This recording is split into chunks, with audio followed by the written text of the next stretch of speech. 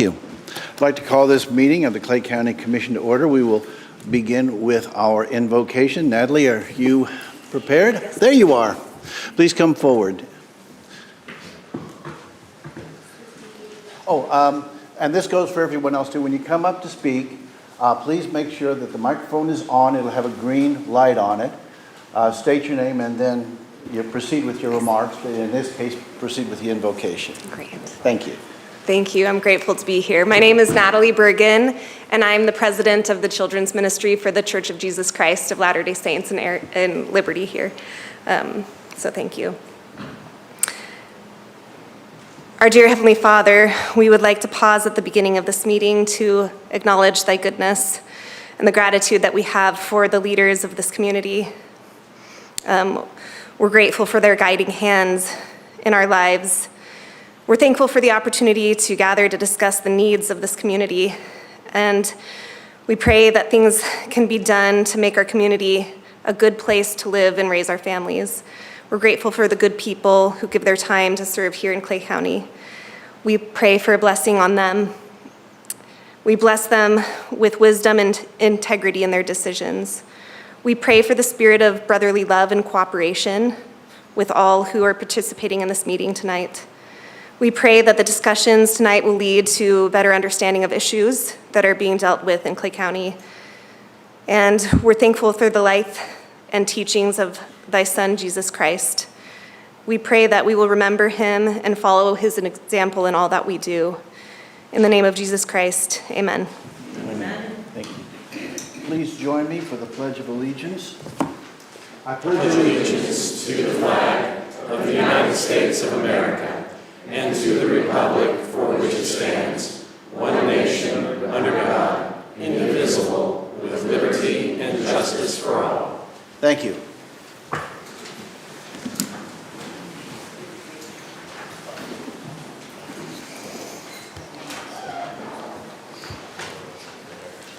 Please call the roll.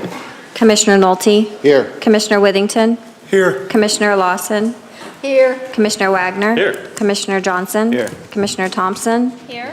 Commissioner Carpenter? Here. Next item on our agenda this evening is approval of the agenda. Commissioner Johnson. Move to approve tonight's agenda. Motion's been made for the passage of this evening's agenda. Are there any changes? Commissioner Withington? I would like to make a motion that we move ceremonial matters honoring Kearney Bulldog football team state championship to next week.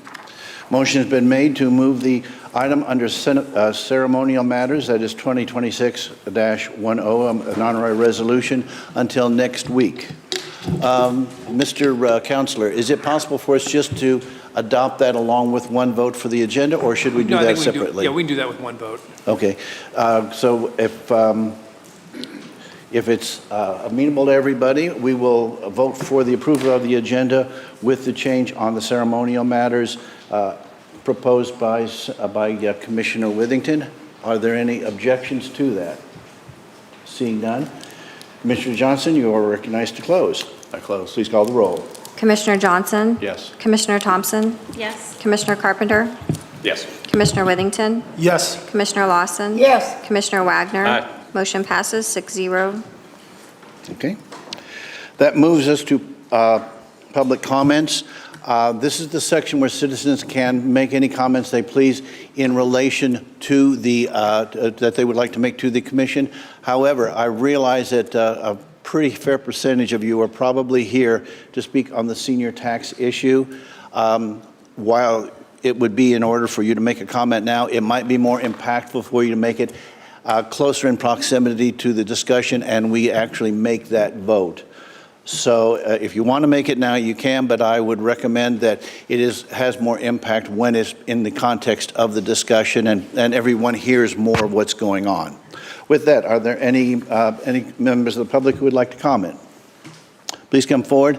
As I said, state your name, make sure the green light is on, and then address your comments to the commission.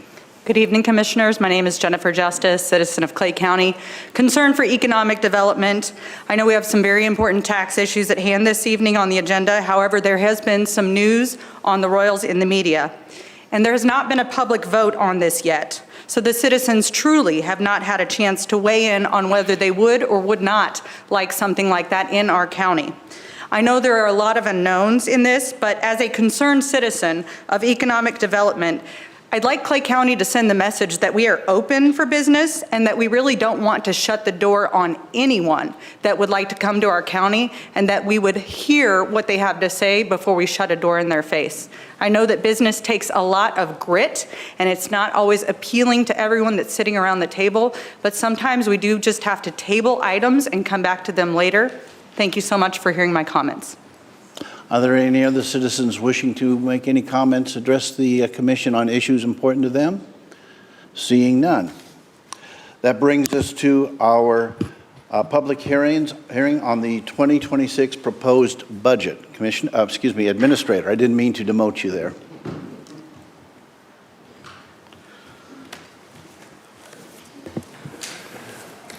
Good evening.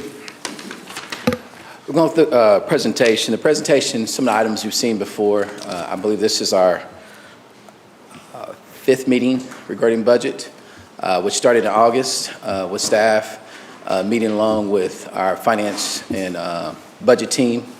Then we have presentations to you all. Oh, excuse me, I think I should have gavelled in that public hearing, should I not, Mr. Counselor? Yes, open the public hearing. Sorry about that, I'm so used to you just jumping right in on things.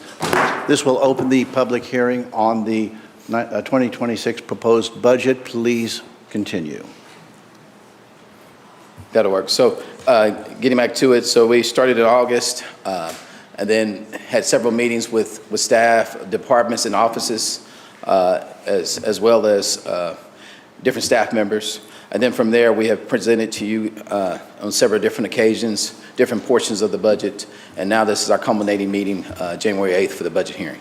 Again, going back, some of these items you'll probably see that you've seen before, but I just want to reiterate those items regarding it. And main items is our 5 focal points regarding our budget. We look at safety and well-being, along with financial sustainability, economic opportunities, infrastructures, and most of all, employee of choice. The budget itself, 2025 budget was total authorized was $193,544,241. Adopted this year, that's being proposed before you in front of you, is $183,249,505. It's about a 2% change from your general operating revenues. Looking at your sources, so your total sources, as we spoke before, majority of them are from your sales and use taxes. Another portion is your fund balance. As you can see, property taxes is about 4%, fines and fees about 13%, other revenue is about 6%, transfers in and grants total almost 18%, but almost 33% of your total sources come from your sales and use tax. Revenue for your budget numbers, looking at those sales and use tax, a majority of portion of that comes from your general sales tax, which is about 63% of that $61 million. And to break down that general sales tax, you're looking at most of it going to your general fund, about 63%, and it is distributed different funds, everything from your law enforcement reserve to your law enforcement tax fund, along with your TIF fund, Parks fund about 1%, and then your highway fund about 6%. Property tax revenues. Those, majority of it goes through your road and bridge levy, which also distributed different ways, your park surtax, and your general levy. These aren't new numbers, but just reiterating how that amount is broken down. Next one is looking at your county-wide budget regarding your total expenditures authorized and operating expenditures. You see a difference there, but one is what's expenditures authorized, the other one is your operating, which you utilize for our day-to-day functions and other items, is at $147 million.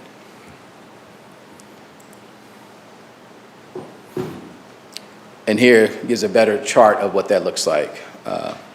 Above that, you see your ARPA bond funds, your transfers in, and your reserves.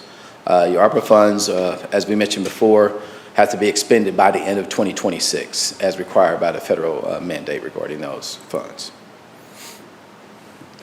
This one here breaks down, based off our strategic focus areas, where your money is being spent. Quite a bit of that is safety and well-being, which is due to most of your personnel regarding law enforcement and other items regarding that one. So that's why that number is so high. The other one is regarding infrastructure, which is 40 million, which is your second highest, and then employer choice. Going to safety and well-being, I'll give you a couple of budgetary highlights regarding that one. 5 new sheriff deputies, annual patrol, vehicle replacement program, work to be done at the detention facility, along with tasers and patrol computers for the vehicles. Other one is our juvenile department, your boys group home, your girls group home improvements, as well as the Children's Justice Center and your transition center, which will be opening at the end of this month and will be built with your ARPA funds. Prosecutor's office made some additional hires, advocating for additional hires. There are 4 additional employees regarding the prosecutor's office. Your next one is your court, which has several improvements. You know, as it ages, there are some major replacements, and one of them is the roof. And your next one is emergency communications, that's being funded by your 911 fund, and it's 3 new communication officers. And looking at your financial sustainable, information technology, along with administration and election board. So these are all items that help foster that financial sustainable. One of the items to point out is your capital budget for your new funding for voting machines at the Clay County Election Board. The other item is new strategic plan, and then upgrades to your fiber for your road and bridge department.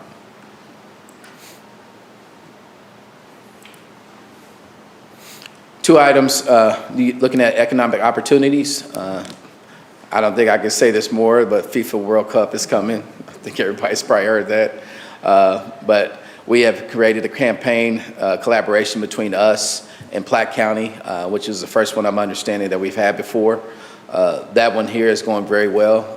Another one we have currently 6 watch parties and other items that would be done to help with economic sustainability, and most of y'all promotions for our jobs and our businesses throughout Clay County. The other one is the airport, as a hangar roof replacement, as well as a couple other items. And later in our agenda, you'll see 2 grant programs that we participate in for the airport. Both of them are 95 and 5% match programs. The other one is our Road and Bridge and Parks Department, 2 major infrastructure areas, 5% increase in your street preservation program, as well as equipment replacement, but most of all the old bridge and Northeast 164 Bridge. 3 projects that have been there for quite some time and now are able to move forward with the projects and utilize the funding to get those completed. On the park side, you have everything from bunker improvements to ADA upgrades and access to your docks to vehicle replacement, as well as a couple of additional purchases. And on the facility side, along with what you saw earlier with the roof replacement in the airport, you also have energy management system upgrades and your annual maintenance programs. And on the employer choice, reiterate the additional positions that we have coming up, but also a 2.7% COLA for our personnel, as well as a mid-year step increase based off the compensation and classification plan that we had earlier this year, along with a 0% health increase for our employees that was to be taken care of within this budget.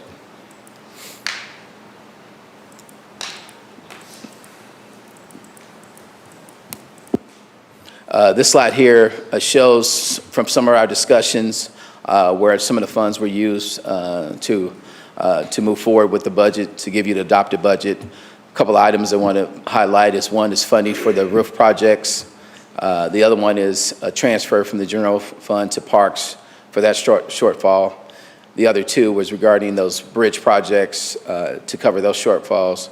And the last one is your rainy day and your general services reserve fund. Your rainy day fund is decreased since 2025, which was 5.3 million, but it's currently at 4.9 million, which is more than it was in 2024 at 2.9 million. So you still have a hefty increase for the past 2 years, which is your rainy day fund for your general fund. The other one is the general fund reserves. It went down slightly, but it's still well over the amount and is at 7.3 million. The other one is reconciliation of a one-time grant and funding. We went through the books, looked at the different projects that we have grant funds and make sure those are reconciled. The next one was removal of debt service that expired. So we had 2 revenue bonds that expired and regarding a $85,000 increase. And the last couple, one was a correction regarding the COLA for the Board of Equalization. It's a board that gets paid. That was less than $2,000, but it had to be shown that they received the same COLA as the employees.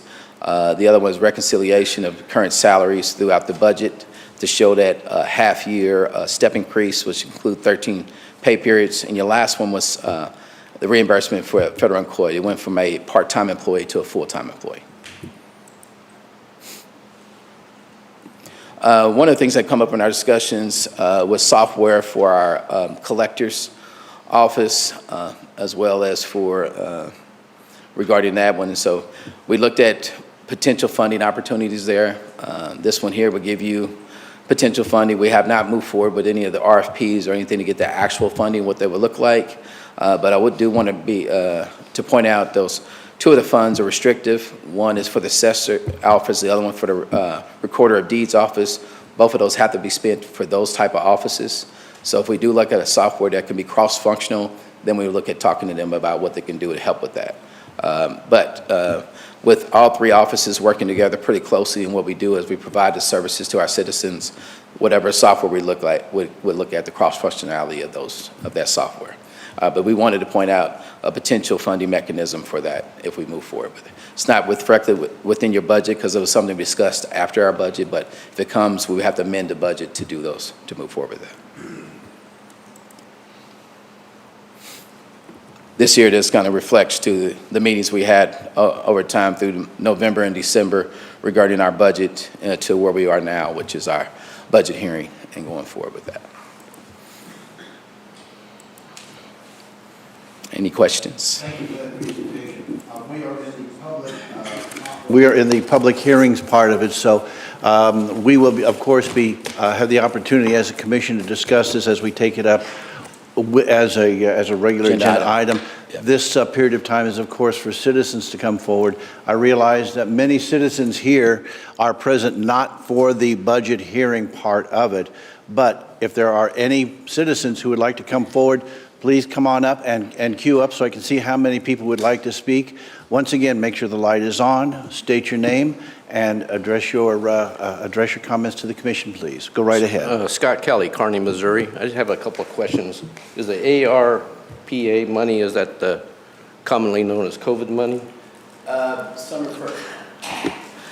It is based off the COVID response, but it's American Relief funds. $1 million or so, or a little more? Excuse me, make sure, because when you turn your head, we can't Oh. hear you. So try to speak into the mic as much Okay, as possible. sorry. Thank you. We all want to hear your question. And that money's not available anymore? It's not. It had to be Correct. allocated by the end of 2024, early 2025, and then spent by 2026. Okay, And so they had thanks. allocated it beforehand. Second question is why are we buying electronic voting machines when our auditor can't audit the election board? Well, it's still a service they have to provide. The machines themselves have been pretty antiquated, so we want to provide machines in order to provide a opportunity to move forward with voting. Yet they won't let our auditor audit them with the use of the machines or the use of anything over there. Gotcha. I'm not sure about the auditing portion of that. Excuse me? Sorry, Victor. Yes, Mr. And by the way, all. the reason that, just before you speak, Mr. Auditor, the reason I'm referring these initially to the administrator is he's also Chief Budget Officer, so he is generally going to be able to answer those questions in a much more efficient manner than us. So I will go to him first, but then if there are follow-ups, I don't mind commissioners weighing in, but I will be deferring to him initially, and then we will kind of let the discussion grow from there as it naturally would. So, Thank you. Mr. Auditor, did you want to speak to that? Well, Victor Hurlbert, Clay County, I just felt I should, speak to that because it brought up my office in question, so I thought I would speak to the issue. I think to the question, the election board in Clay County, it should be noted, the budget, the operating expenditure budget, is essentially split by population between the city of Kansas City and Clay County, Missouri. So the process is essentially the election board makes a request to this commission for their budget every year. And part of that request this year included the capital item of voting machines. And so that's essentially why it's in here. I just want to make clear that, to the gentleman's point, Clay County government actually does not conduct the elections in Clay County, Missouri. That's often the case in many counties in Missouri, that the clerk's office or something similar will conduct the elections. We have a separate election board, and that board is made up of members appointed by the governor. So it's more of a state organization. We have had some interaction as far as audits are concerned about that census count. In particular, made a big correction that saved the county close to $800,000 in total, working with Kansas City collaboratively, our council. But as to voter questions, I'll just say that it's something I'd always be interested in looking into. I think that's more of a Secretary of State question who has authority and jurisdiction over that matter. But I hope that answers your question. So, Did you have any additional questions beyond that? No, thank you. Very good. Do any other members of the public have any questions or comments? Please come forward. And as I said, lights on, state your name, and please proceed. My name is Margie Stamberski. He mentioned from Kearney, we have never used a voting machine. So what are we updating? You vote in Kearney? Mm-hmm. We color in the squares and put it in a machine and it reads it. Please go ahead because when you turn, we can't hear you. Plus, you're supposed to be. We vote in Kearney. We have a ballot and we circle in the dots and we put it in a machine. Mm-hmm. And we've been doing that for at least 5 years that I can remember. So what new machines would Kearney, Missouri be getting if we've been doing that for how many? Do you recall how many years we've been voting that way? No, please come up because, I'm just and in fact, I curious. would appreciate if you would, because the thing is, we can't, the room cannot hear your responses unless you use the microphone. I understand. And re-identify yourself for the audio, please. And we've voted at a couple of different precincts, and one had a voting machine and one just had the tabulator. So it depends on what precinct I think you're in now. I'm not a voting expert, other than I don't like machines. So I guess that's obvious. But Well, so I don't know. It's a good question. I mean, I think what they're asking is, will the voting machines be distributed? I can tell you where they distribute their voting machines. That would be based off the election board themselves. But we are providing funding for them to purchase machines to distribute out. So they may have different precincts they would plan on doing. That would have to be answered by them as far as where the new machines would be located. The lady had a follow-up question. Well, I don't know what precinct he votes in, but I've been voting at the Kearney Library. Well, we used to vote by the church. Mm-hmm. So we've been using that process. Why would you invest money in voting machines if the way we vote up in Kearney works without spending extra money? Mr. Administrator, did you want to address that? Yeah, I mean, ultimately, you still have to do the updated machines. It'd probably be better if the Clay County Election Board explains what their voting rights are. I think that's what they're getting at is, if I have to do something different, why? And that probably better from them as far as what state requirements they have regarding that one. Okay.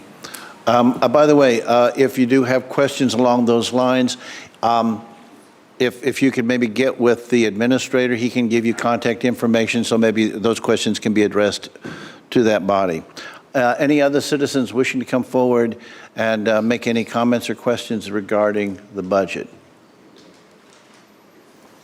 Are there any other citizens wishing to come forward? Any other citizens wishing to come forward? Seeing none, that closes the public hearing for the 2026 proposed budget. Thank you. That brings us to consent agenda. Mr. Administrator? Yes, good evening. We have several items on our consent agenda this evening. Our first one is regarding the invoice payments from December 13th to December 31st. We have 395 invoices totaling $691,105.21. Next one we have is the assessor, a two-year assessment maintenance plan from 2026 to 2027. Next one you have is a collector's report and recommendations for a tax sale surplus. This sale was conducted on August 26, 2024, in accordance with Chapter 140 of revised Missouri statutes and applicable laws. Our next one are grants for our airport. Approval acceptance of state block grant agreement 25-107B-2 for funding for the taxiway and apron pavement seal coat project in Midwest National Air Center. Missouri Highways and Transportation Commission is a 95-5 match. The initial design cost of $108,300 with the county matching funds not to exceed $5,700. 2026 Ordinance 03 is approval acceptance of a state block grant. The matching amount for this one is the same type of grant, is a 95-5 grant. The initial design amount was $174,800, and the county's matching funds will not exceed $9,200. Next one is your approval establishing the voter date, final due date for Clay County for Missouri property taxes payments was to January 30th, 2026. This is reconciliation of the action that has been done. Your next one are approval of board members. Your first one will be reappointment of members for the Airport Advisory Board. We have 2 members that will have terms expiring December 31st of 2027. 2026-06, have 2 more members going to the Children's Services Fund Board, which their terms will expire December 31st of 2028. 2026-07, we have 3 members who are being reappointed to the Park Advisory Board, and all three expire December 31st, 2029.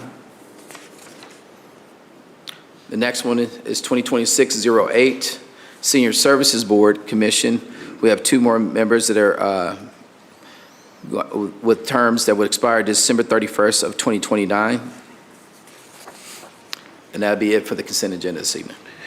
Is there a motion? Commissioner Johnson. Move to approve tonight's consent agenda. Motion's been made for the approval of this evening's consent agenda. Any discussion? Seeing none, you are recognized to close. I close. Please call the roll. Commissioner Johnson? Yes. Commissioner Thompson? Yes. Commissioner Carpenter? Yes. Commissioner Withington? Yes. Commissioner Lawson? Yes. Commissioner Wagner? Aye. Motion passes 6-0.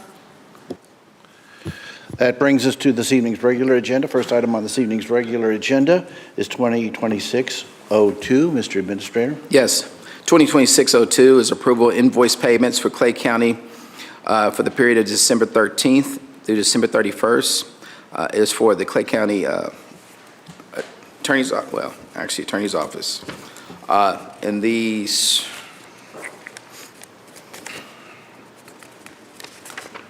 so I can have the same one. This should be on consent, but it's not.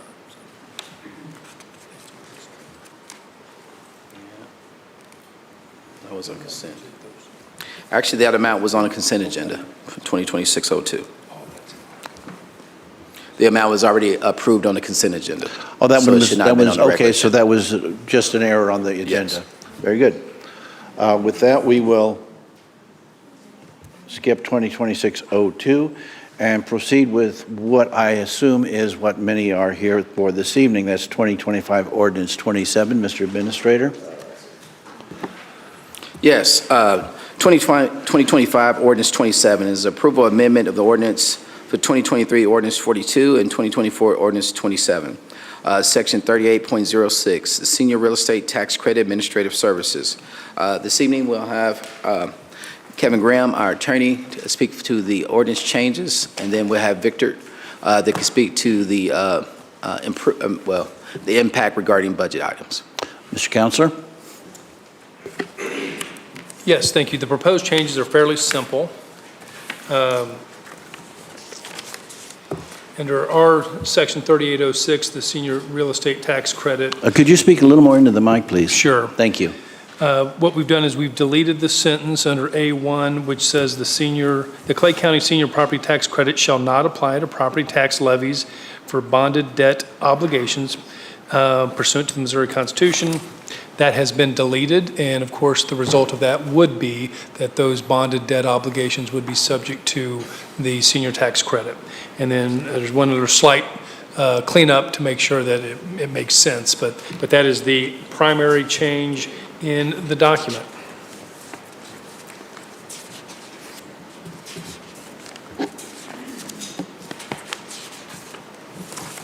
Very good. Mr. Auditor, please come forward and proceed when you are ready.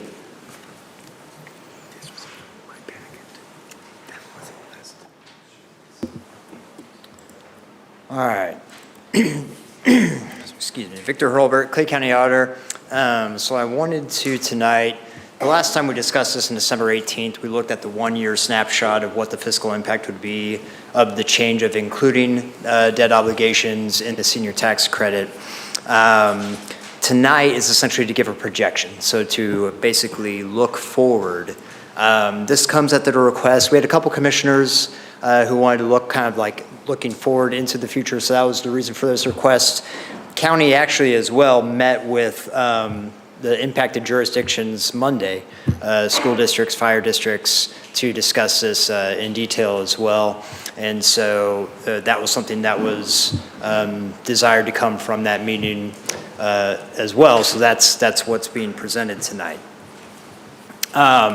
Real brief, we're going to talk about kind of a big picture 10-year projection, and then we'll dive into by taxing jurisdiction. I'm only going to look at for 5 years by taxing jurisdiction just because it presents a little better. And then we'll have any questions.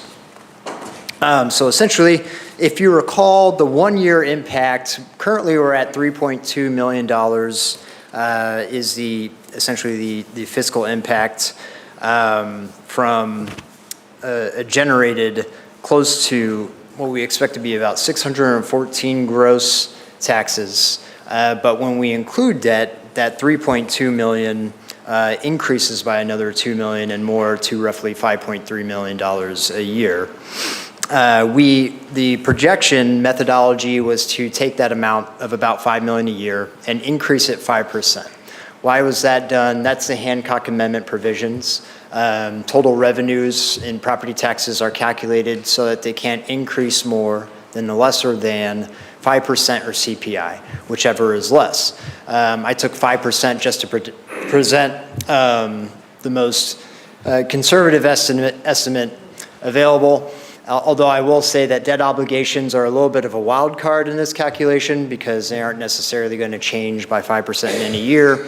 Taxing jurisdictions can go to the ballot, and certainly you can see spikes and ebbs and flows. But I picked 5% just because in looking at historical trend data, it does seem to even out.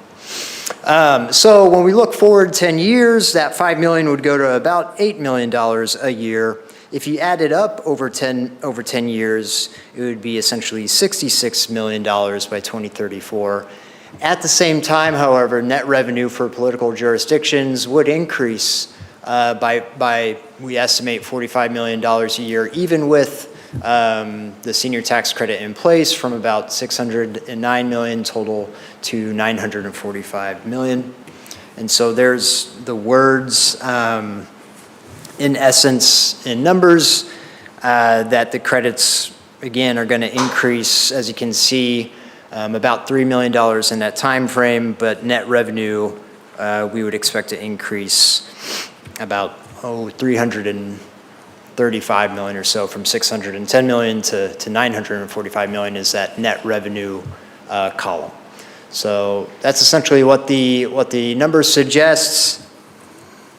And then we can also drill into this on a taxing jurisdiction basis. What the former chart and even on 5 years tells us is that what this means to stakeholders is that the credit consistently would stay at about a little under 1% of total revenues, but it does mean about 20% less revenue growth all in when you include debt. So instead of up to a 5% increase, basically that means 4%, because 80% of 5% is 4%. And so in 5 years, that 66 million is more like 28.9 or 30 million. And I will note, we're also assuming here that the senior population proportion will stay essentially where it is today. We had roughly 17,000 approved parcels out of 80,000 residential parcels. The county is growing, but we also know the country is also aging, so that, when we have more data in the future, we can go back and revise this. But if we look at a 5-year snapshot, I'll first go by cities. They comprise essentially 14% of the senior tax credit fiscal impact, about 3.9 million added up through 2029, but that is going to be 2030 revenues. Every time we show the year here, it's the tax year, so it's next year's revenues because tax bills are due at the end of the year. So you can see Kansas City with the largest impact of the cities. And then with schools, they comprise approximately 72%, or about 21 million over the next 5 years, with North Kansas City School District as the top, followed by Liberty School District. And finally, we'll go to kind of the all other categories where you have ambulance districts at about 1% of that total, and then county-wide levies, including the county government, the junior college, community college, Mid-Continent Public Library, and those services, as well as fire districts there at the end at about 2% of that total. So that's kind of a real short discussion there. I'm happy to answer any questions about that information. Okay. Before we go any further, I want to let the people here know kind of how we will be proceeding. So with the conclusion of that, and by the way, you might kind of leave those numbers up, Mr. Auditor. We may well need to refer back to them. So we will have discussion among the commission, and then we will be recognizing members of the public. If you could queue up, that would be great. As I had said before, there will be, you make sure the green light is on, state your name, and then address your comments to the commission, and then we can have a discussion based on that. This is an issue that we had taken up last meeting and was tabled to this meeting. In my estimation, it's been discussed an awful lot. So I think we should be able, we want to hear certainly from the public, but I think we should be able to manage to have this taken care of one way or the other this evening. That being said, I also, as presiding commissioner, do not necessarily make votes except in the case of a tie. What I would like to do is to make sure that there's no mistake in my position on this, and so I will be making a motion for the adoption of 2025 Ordinance 27. We can then discuss from there.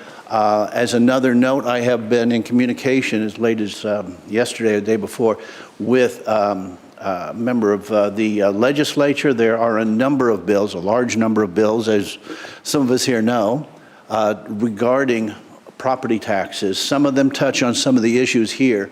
When I spoke to the chairman, what he basically told me was he was looking at a very large stack of legislation on his desk They are in the process right now of going through it and distilling that, coming up with what would be redundant and trying to bring them into one coherent piece of legislation, or at least a couple of pieces of coherent legislation that can then be taken and discussed in a more orderly fashion, and that information can be disseminated to the public for their scrutiny and their commentary. So that's kind of what we've got going this evening. We will be working with what is currently in law, not what is proposed. What is proposed is doesn't mean very much until August 28th. And even then, it's a little bit questionable. But so I won't get into that, but I will be bringing back information as it becomes available to me and sharing it with the commission as far as what is kind of coming down the pipeline, so that we have some view of what's going on, and it allows you in the public here in Clay County to reflect those comments and those questions to us here in the commission, and then we can pass them on. And obviously, the legislators are going to be here on a pretty regular basis. So certainly, as that information becomes available, I would encourage every citizen who has a concern to reach out not only to us here on the commission, but also to our representatives and senators, so that you can make your thoughts known, and that can be reflected in how that legislation goes forward. With that, Commissioner Withington, I believe you were seeking recognition. Yeah, so first I want to say thank you to Joanne Lawson. Joanne Lawson was the reason this actually came about in 2023, the original. I'll get to you in a minute, Jay. She led the charge on this, get this across the finish line. You led the steering committee. And then Jay, thank you to you for bringing about the motion or the amendment that we're voting on tonight. Your leadership helped get this across. First off, I want to say I work for Liberty Public Schools in their IT department. That in no way influences any decisions that I make here on this board. I was asked by legal to make that clear. I think all of my commissioners know where I work at. All my commissioners know my integrity and know that I keep both jobs separate. So I want to make that clear to the public. Jay and I have had conversations on this. Are we planning on, and I think the whole commission needs to make this decision tonight, are we planning on moving this? We are planning on moving this back to 2024, correct, for the full freeze? Commissioner Johnson, you're being inquired of. Yeah, so what had happened this year is the bond debt was excluded. When you included the ideas, instead of, we say freeze, it's really not a freeze, and I'll explain that more later, but instead of freezing it what you paid this year, it would go back to 2024, and I think that's what the law actually says. So be using 2024's as your base year. Wouldn't mean you'll get refunded this year, but you'll go back to the 2024 base year. Okay, and that's what we're going to do with this, right? I just want to make sure. Yeah, that's a legislative intent here, Yeah. and I think that's what everyone understands to happen. Well, and that's what I understood, but I just wanted to make sure that the citizens understood that that's Right. what we were doing here. But that's all I had. I really appreciate Joanne and Jay. I appreciate both your guys' leadership on this. Without you guys, may not be talking about this tonight. You guys are the ones that got this across the finish line, so thank you guys. Okay, Commissioner Wagner. Thank you. I'll save some of my other comments for later, but I will request, first let me say to the auditor, thank you for the information that you have here. Appreciate it. I would note that it's one side of the equation, and I was out of town when that Monday meeting happened, so I couldn't ask the questions directly. But I will request from those jurisdictions that are here this evening, if they care to speak to their ability to cover their debt and the coverage that is required if that is taken care of through what is listed here as the increase in net revenue. And I ask that for one particular reason, and that is that, just so that we're clear, this is not, the issue that has been brought up is not about the operation of any of the jurisdictions. It is about the capital improvements that those bonds are paying for, whether it's a school, whether it's equipment, whatever the case may be. And when it was put in front of voters, it was explained what those dollars were going to be used for. And if you are in the North Kansas City District, which I am in, and so I see the results of it, it's built a lot of new schools and has updated a lot of things that students get to use now and into the future. But when that was put out there, it was assumed by those who bought those bonds that it was going to be paid for with every voter and every resident's property tax. Now, we've got this, and that's fine, and I won't, again, don't want to get into that other stuff quite yet, but all I want to know from every jurisdiction that may be here tonight to speak is, if this is passed, can you still cover your bond payment and the coverage that you are required to have? Because if you can, even if this passes, then that suggests to me no harm, no foul. If, on the other hand, the answer is no, and we have got to dip into operational income to now pay off this debt and have the coverage, that's a different story entirely. Because then that suggests that we're now not only getting the muscle, but now we're getting into the bone.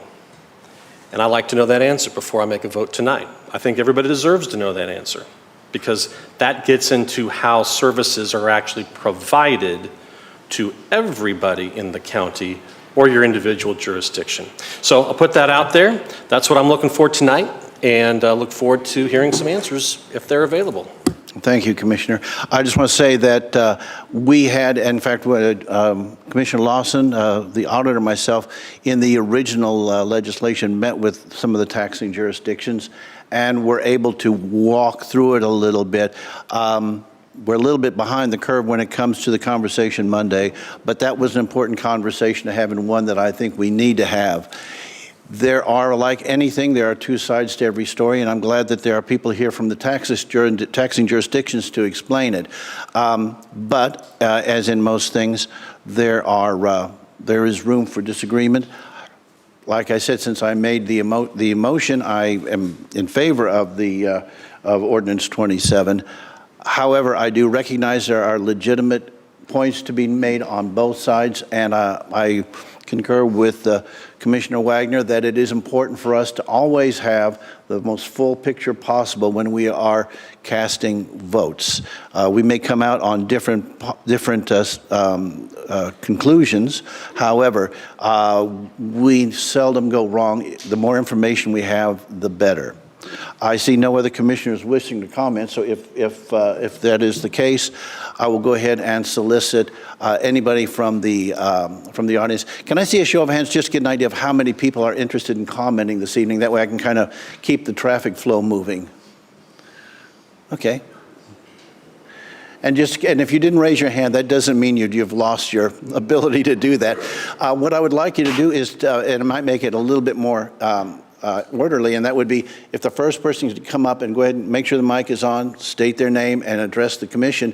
If others could kind of line up back there, that gives me an idea of how many more we are going through.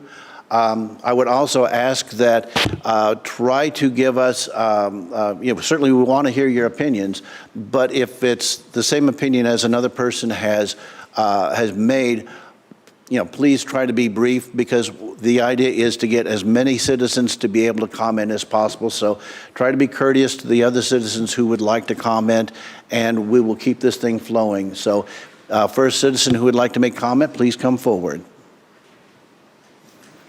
Now, wait a minute, I did see hands. Yes, sir. There you go.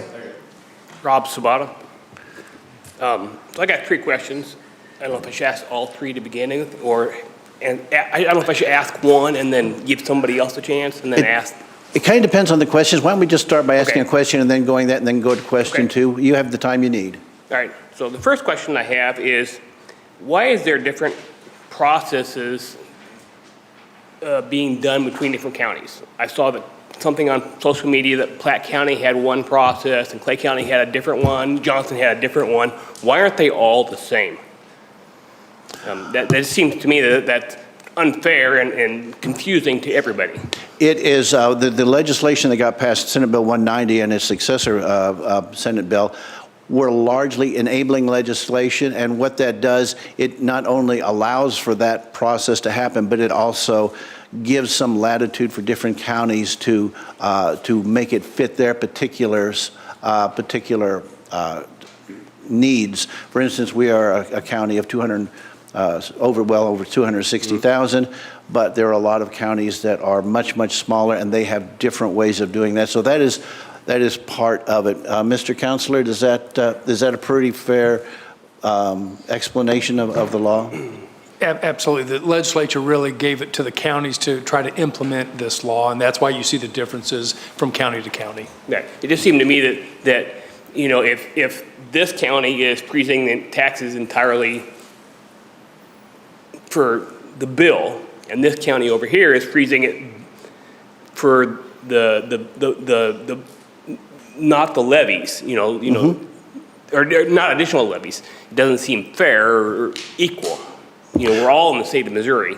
And I'll go to Commissioner Johnson, but for me, one of the motivations is to make it more consistent with our surrounding counties. It's not the primary motivation on my part, but I think it's one that is valid. Commissioner Johnson, would you like to go with that? Yes, thank you. Thank you for the question. So I think, first and foremost, I'll start off by saying Senate Bill 190 was a horrible bill the way it was written. Everybody will agree to that. Even the people that wrote it, I think, now look back and say, we could have done better.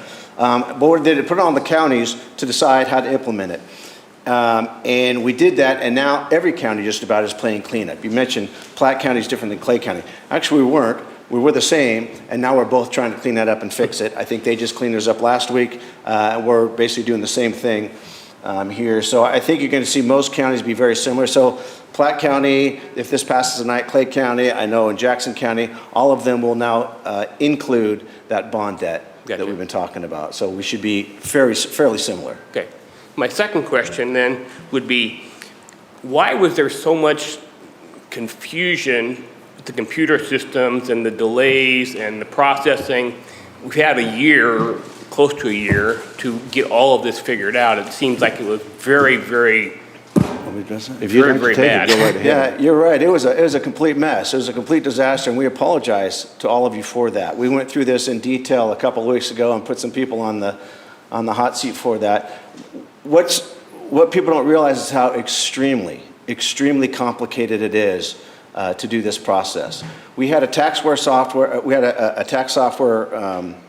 program that we've been using for years to do the taxes for us and to get those bills out, that kind of thing. That vendor told us, hey, we can handle this new system with the senior freeze, and so we went with that. Because the alternative at the time was about a $5 million investment in software. We thought, well, we can do this. Comes to find out the software company couldn't perform like we thought. And so our staff went through a lot of calculations on their own, working nights and weekends, just did a yeoman's effort on getting those done. Gotcha. But that's why it was just kind of a deal that was embarrassing. I'll be frank about it. It's something you're not going to see happen next year. Gotcha. We're going to fix it. But and that is why we had to move our date for filing, not filing, but to pay your taxes for another month. As you'll notice, some of the other counties did the same thing because they had some similar problems. I think Jackson County just announced recently they're going to extend their date as well. A lot of people did not realize undertaking this task of changing this because there's so many different taxing entities. And so you pay your bill just to the county. It's not the county you're paying. We collect it for everybody else. School districts, fire districts, cities, and you look on your list, you look on your tax bill, you see the list of where all your tax dollars go. We don't set those levies, they do. And so we have to be able to figure out where everybody's getting paid, and are they getting paid the right amount? It is, you'd think it'd be easier than it is. It's extremely complicated to the point where these software systems, some of them can't even handle it. Gotcha. And so that's kind of what messed it up. So two follow-ups on that. So why was there very little communication in advance of the due date or the coming due date? Why wasn't this known December 1st to say, hey, people, you have to come in person and pay? Yeah. I mean, it seemed to me that was very, very lacking. And the second follow-up I have is, isn't that a very good reason that all the counties should be the same, the way they do it, and then the one process that everybody does is being communicated through the one one same software programming. It would be, instead of all the counties in Missouri having to create their own, Missouri does one, and everybody get benefit. Yeah, that'd be a statewide system. Right. Yeah, certainly, but it doesn't work that way. I'm just saying that it seems to be that it would be a better process. It'd be better if we just get rid of property taxes altogether, I think. Correct. And fix it Yeah, all. I'm all for that. So the third question that I've got is concerning, or in relation to what was presented over here about the bond payments. I understand what your concern is about the bond payments and making sure that that the investors that bought those get paid. My question though is why would that determine anything on your vote? That has nothing to do with the property freeze that was voted on. I can't answer that. I've got you, I Mike. understand why you're concerned, and I would be concerned too if I owned the bonds. But my question is, it's not the seniors' fault that the bonds, it's not their responsibility to make sure the bonds get paid. It's the county or the school or whoever the bond is for. Whoever is responsible for the bond. So why, it seems to me that the money should be made up somewhere else other than the property taxes that the seniors were supposed to get frozen. Agreed or not? I would agree if you didn't vote for it. So as you might recall back, well maybe not, when we spoke last time and we had the taxing jurisdictions in here, we talked about the series of votes that occurred, some as recently as last year, where voters in the county or your particular jurisdiction, Kearney Fire, North Kansas City School District, Smithville School District, got to vote on whether or not to put those bonds out there. And when that happened, the way I look at it is when I vote for something, I say I am obligated. That's how I look at things. Because if I vote on anything else, I am affirmatively saying I believe in that, I am behind that. Now that happened in some cases 3 years ago, 4 years ago, but the obligation never left. Right. Right? So why it matters now is those jurisdictions put out bonds and people accepted those bonds, put the money into it so they could build their schools, buy their equipment or whatever, because a certain set of voters promised that they would be behind that debt. You did it, I did it, everybody did it. So if you now say, based on the numbers that were given a little bit earlier, that now almost a quarter of the households, if you aggregated all of that, up to a quarter of those households may have decided that I'm out. Well, those bonds are already out there. Those payments are already having to be made.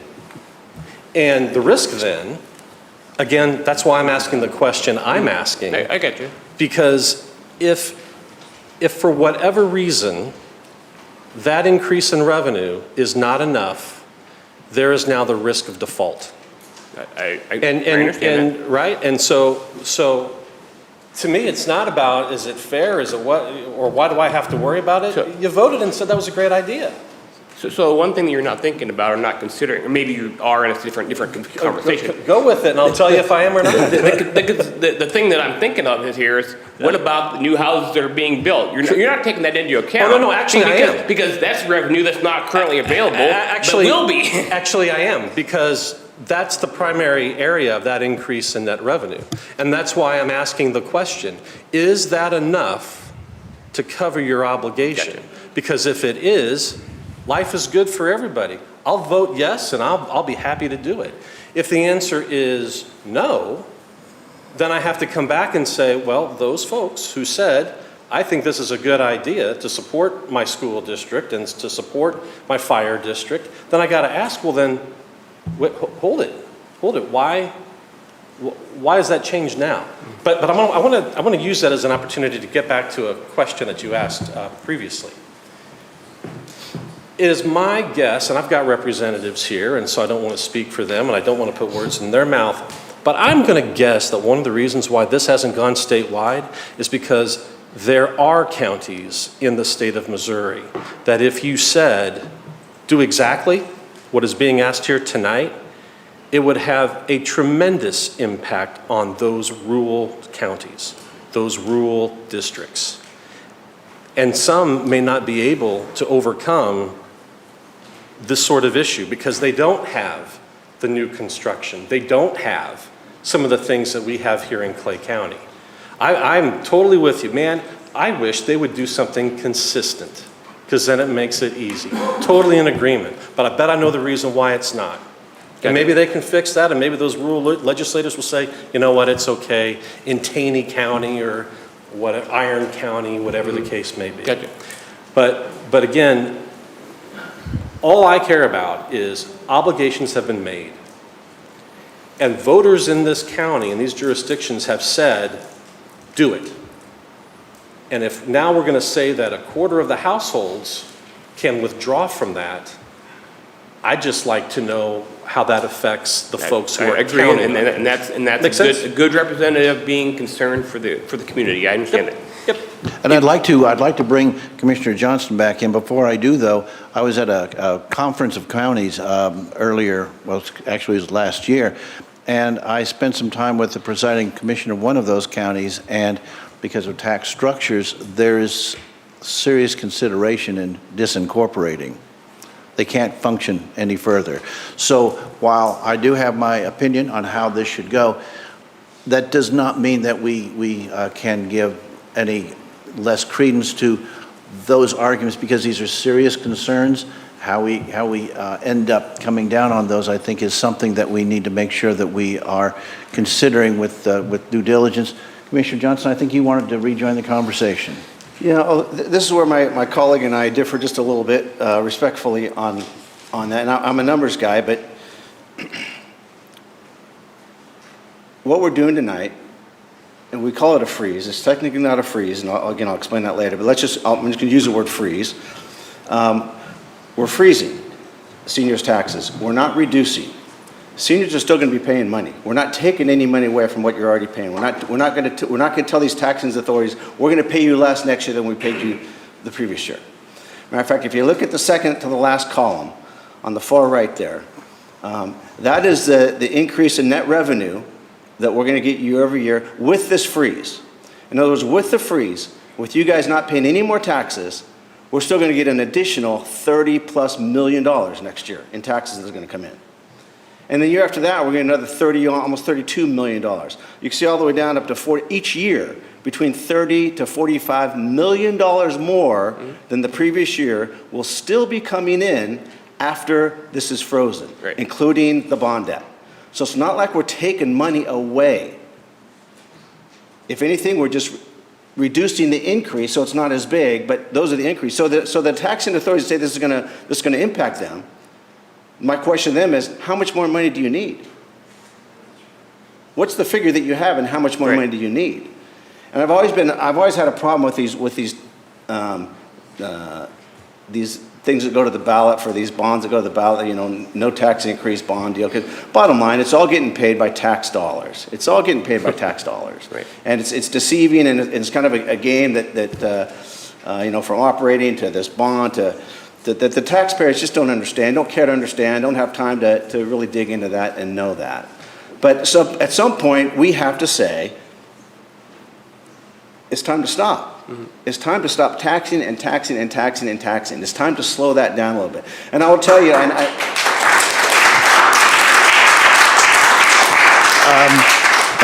I realize emotions are running high in some of this, but if we could keep the demonstrations down just so that we can continue to go forward, because I want to make sure that every citizen has the opportunity to come up and speak that cares to do so.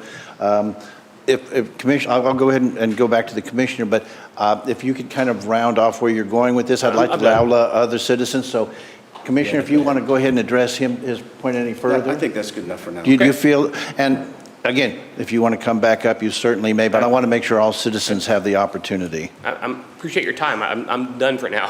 Thank you. Thank you, sir. Next citizen, please. Thank you, Commissioners. My name's George Schluter. I'm 87 and I live in North Kansas City. The last time I came before this commission, it was a dysfunctional three-person party. I'm glad to see that you're working together on things. I didn't follow a lot of what all happened regarding this senior tax credit, although it affects me quite a bit. I thought we had a senior tax where we were frozen at the 24 numbers. I got my bill and found out, no, that wasn't true. I had a 8.5% increase.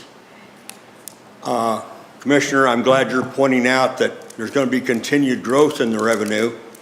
Maybe not in Kansas City because they're prohibiting construction in it, but that's another story I won't go into. Whatever you do on this, I think it's important that you publicize to the communities, to the taxpayers of Clay County what you're doing. I thought I had a tax freeze. No, I had an 8.5% increase in my taxes. You didn't do a very good job on explaining that. I think you need to take that into account and do it. And the only other comment, Scott, I have is if you give some jurisdiction, I don't care whether it's a city, county, school district, or a fire district, $1, they'll spend it. Thank you. Next citizen, please. Dave Dickerson. I brought this little yellow piece of paper because Just a it tad said- louder if you could, please. Pardon? Just a tad louder. I want to make sure everybody hears your comments. I didn't catch you on that. I want to make sure everybody hears your comments. I want you to speak a little bit more loudly so the folks in the back hear what you're saying. Okay, Dave Dickerson. I got this yellow paper. When we signed up, it said, in capital letters, no increase due to your home value increases. That's all I can go by. But I've always wondered why all these new houses, they're not starter homes for the most part. You're getting pretty good tax increase off of them. That doesn't seem to come into the quota. I've been around a little while. I didn't go to Taj Mahal School. And I think a lot of these bonds are to have a Taj Mahal school. So maybe this will make life easier for you. If I have something come up that I've got to dip into savings, I've got to dip into savings. I've got to manage my money. If we have this frozen, it should make life easier for you because you already know what you're going to get. And that's pretty well all I've got to say. I'll keep it short and sweet. Thank you so much, sir. By the way, as the next citizen comes forward, I do want to point out that we are in the process right now of reaffirming your status in this program. So do make sure that you are able to reestablish your qualifications and that we're able to keep this going. This is a little like interest in a way. It adds up more over time. So, ma'am, if you would please proceed. I'm Teresa Lemming. I live in Kansas City, Missouri. Like a lot of people in here, my property taxes have increased almost threefold since I bought my house. My income has not. And so I thank you very much for what you have done to implement this to keep it from getting even worse. And I did understand that there would still be some increase because it's very plain on your website. And it says, the question is, will taxes be exactly the same each year after they are frozen? And the response on your website says, no, they will not be exactly the same due to debt levy obligation changes and any new taxes voted in by citizens. If a new tax is voter approved or an increase in a tax levy is voter approved, those increases will be reflected in your bill. So that my bill was up. I'm not surprised because North Kansas City had a pretty hefty bond issue from the last election that passed. My understanding is that tonight you're going to add the freeze to the debt levy so that the increase will be even less next year. And I thank you for doing that too. Thank you, ma'am. But I'm also here as an active citizen in the community. Mm-hmm. And I have a grandson who plays basketball for Oak Park. And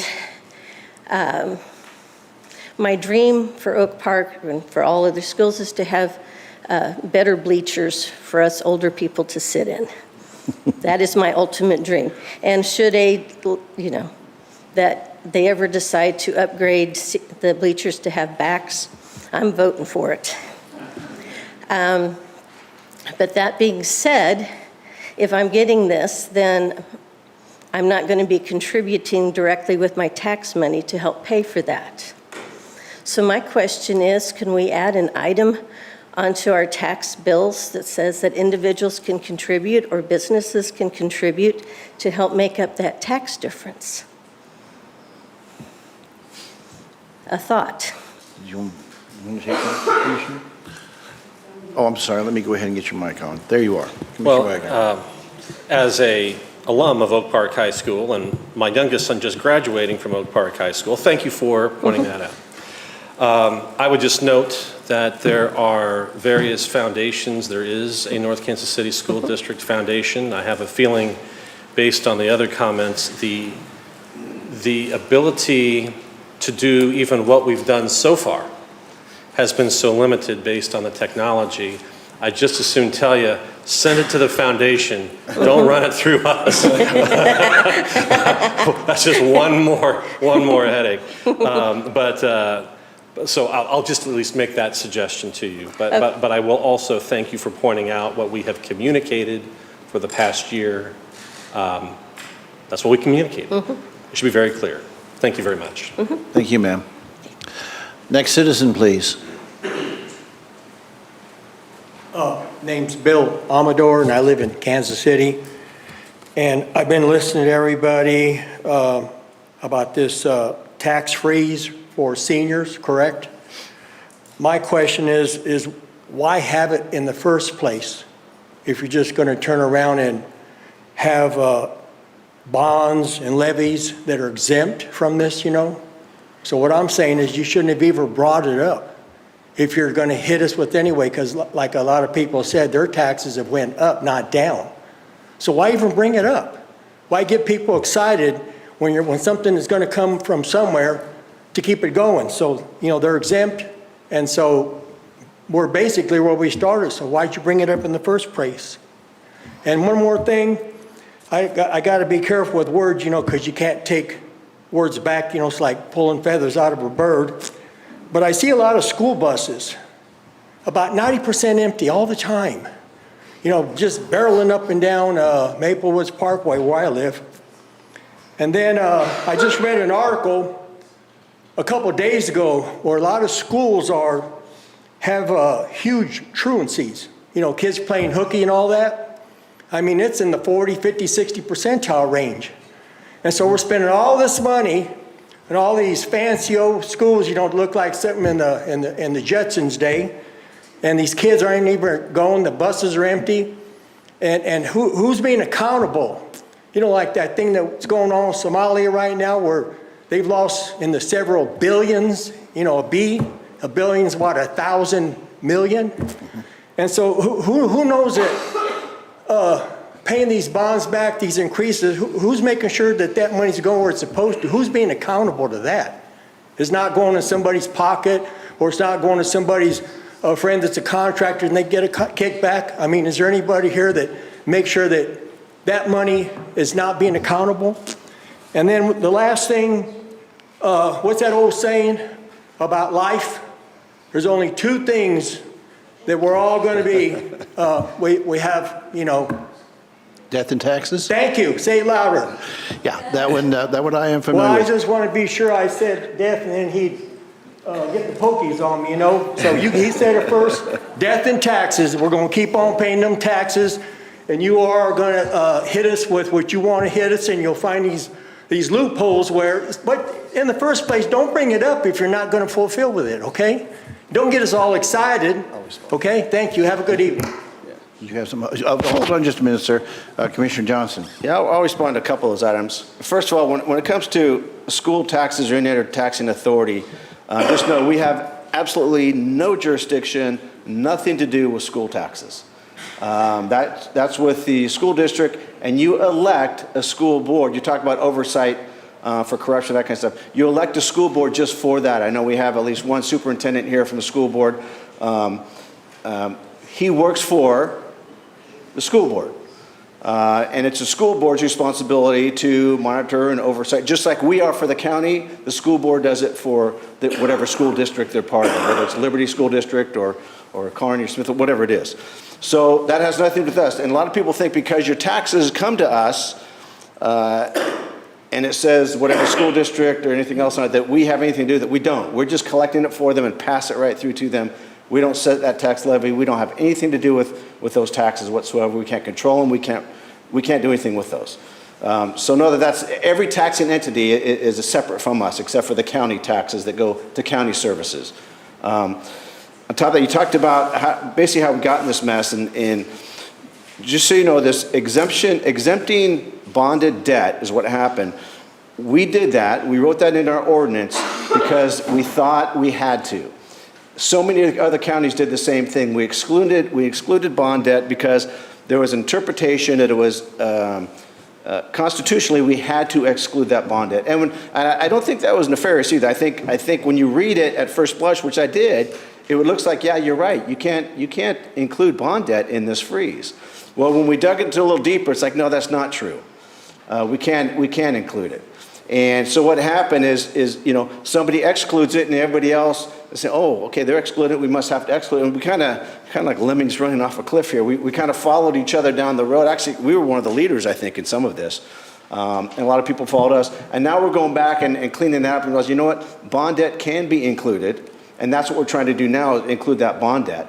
So that the freeze is actually a freeze on everything except for one thing, and that is the blind pension fund, which is, it comes under, I think comes under the heading of state taxes, which accounts for about 3 cents on every $100 of your assessed valuation. It's very minimal. If I could take just a moment to explain how the tax system works, property tax, so you understand, there's 2 things that causes your taxes to go up. 2 things that will cause your property taxes to go up. One is the value of your home, we call it the assessment of your home, and the second is what we call the levy, or the percentage that we're charging you, that each taxing levy charges you. So let's say for round figures, your house is worth $100, and all tax levies combined is 10%. Well, then you're going to pay $10 on that house every year. If the tax levy raises to 20%, then you pay $20 on that house every year. However, if the tax levy remains the same at 10%, but the county assessor says, you know what, this year your house is worth $200, not $100. Now it's worth $200. That 10% stays 10%, but 10% of $200 is now $20. See how that works? So even if we keep our taxes the same, or like we've done here, we've reduced our levy almost 29%, I think, roughly over the last couple of years. You're still going to see some of your taxes go up for just us, because if your assessment goes up higher at a high enough rate, where it's higher than what we reduced. And that's what's happened to a lot of folks. And I can tell you, a lot of folks are upset with the schools and that kind of stuff. Met with the schools last week, and I could tell you, even the schools have reduced their levy. Some of them have reduced their levy. I think Liberty reduced their levy, which means the percentage that they're charging you, that the school is charging you taxes, they have actually reduced that number so that they're not charging as big a percentage of your taxes. However, because your value of your home went up, even though that levy is smaller, you're paying more. So that's kind of what's happened. That's what's kind of confusing people. And that's why you see these numbers here in the second last column where they're going up. A lot of that has to do with assessed valuations and how much the value of your home is going to go up. So with that said, there's one fund called the Blind Pension Fund, which it comes under state taxes, which we cannot freeze whatsoever. So even if they keep that levy the same, I think it's less than 0.5% right now of your assessed value. So let's say they keep that the same, but your assessed valuation goes up next year, and you're still going to get assessed. Your value of your home could still go up every year, and you'll get credited back for that. Don't worry about it. But if that goes up, then you'll see that blind pension fund price go up on your tax bill. That's how your tax bill will not be the same. If this passes, that's the only thing that would change that blind pension fund. And that tax bill could go up pennies, $1 maybe. It's not going to be huge numbers. Like if we're the county or a school or a city tax or something like that. So that's kind of how this is working. So when we say freeze, even if this passes tonight, it freezes everything except for that blind pension fund, which can go up either because the levy for the blind pension fund goes up, or your tax, or your assessment, the value of your house goes up. And so it's just bigger, more money that they're taking that percentage from.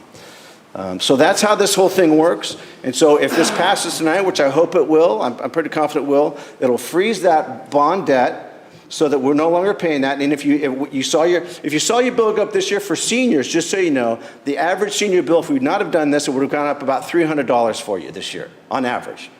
Some are more, some less, but on average it's gone up $300. So because we did this last year, it didn't go up nearly that much, but you still saw some increases because of that bond debt.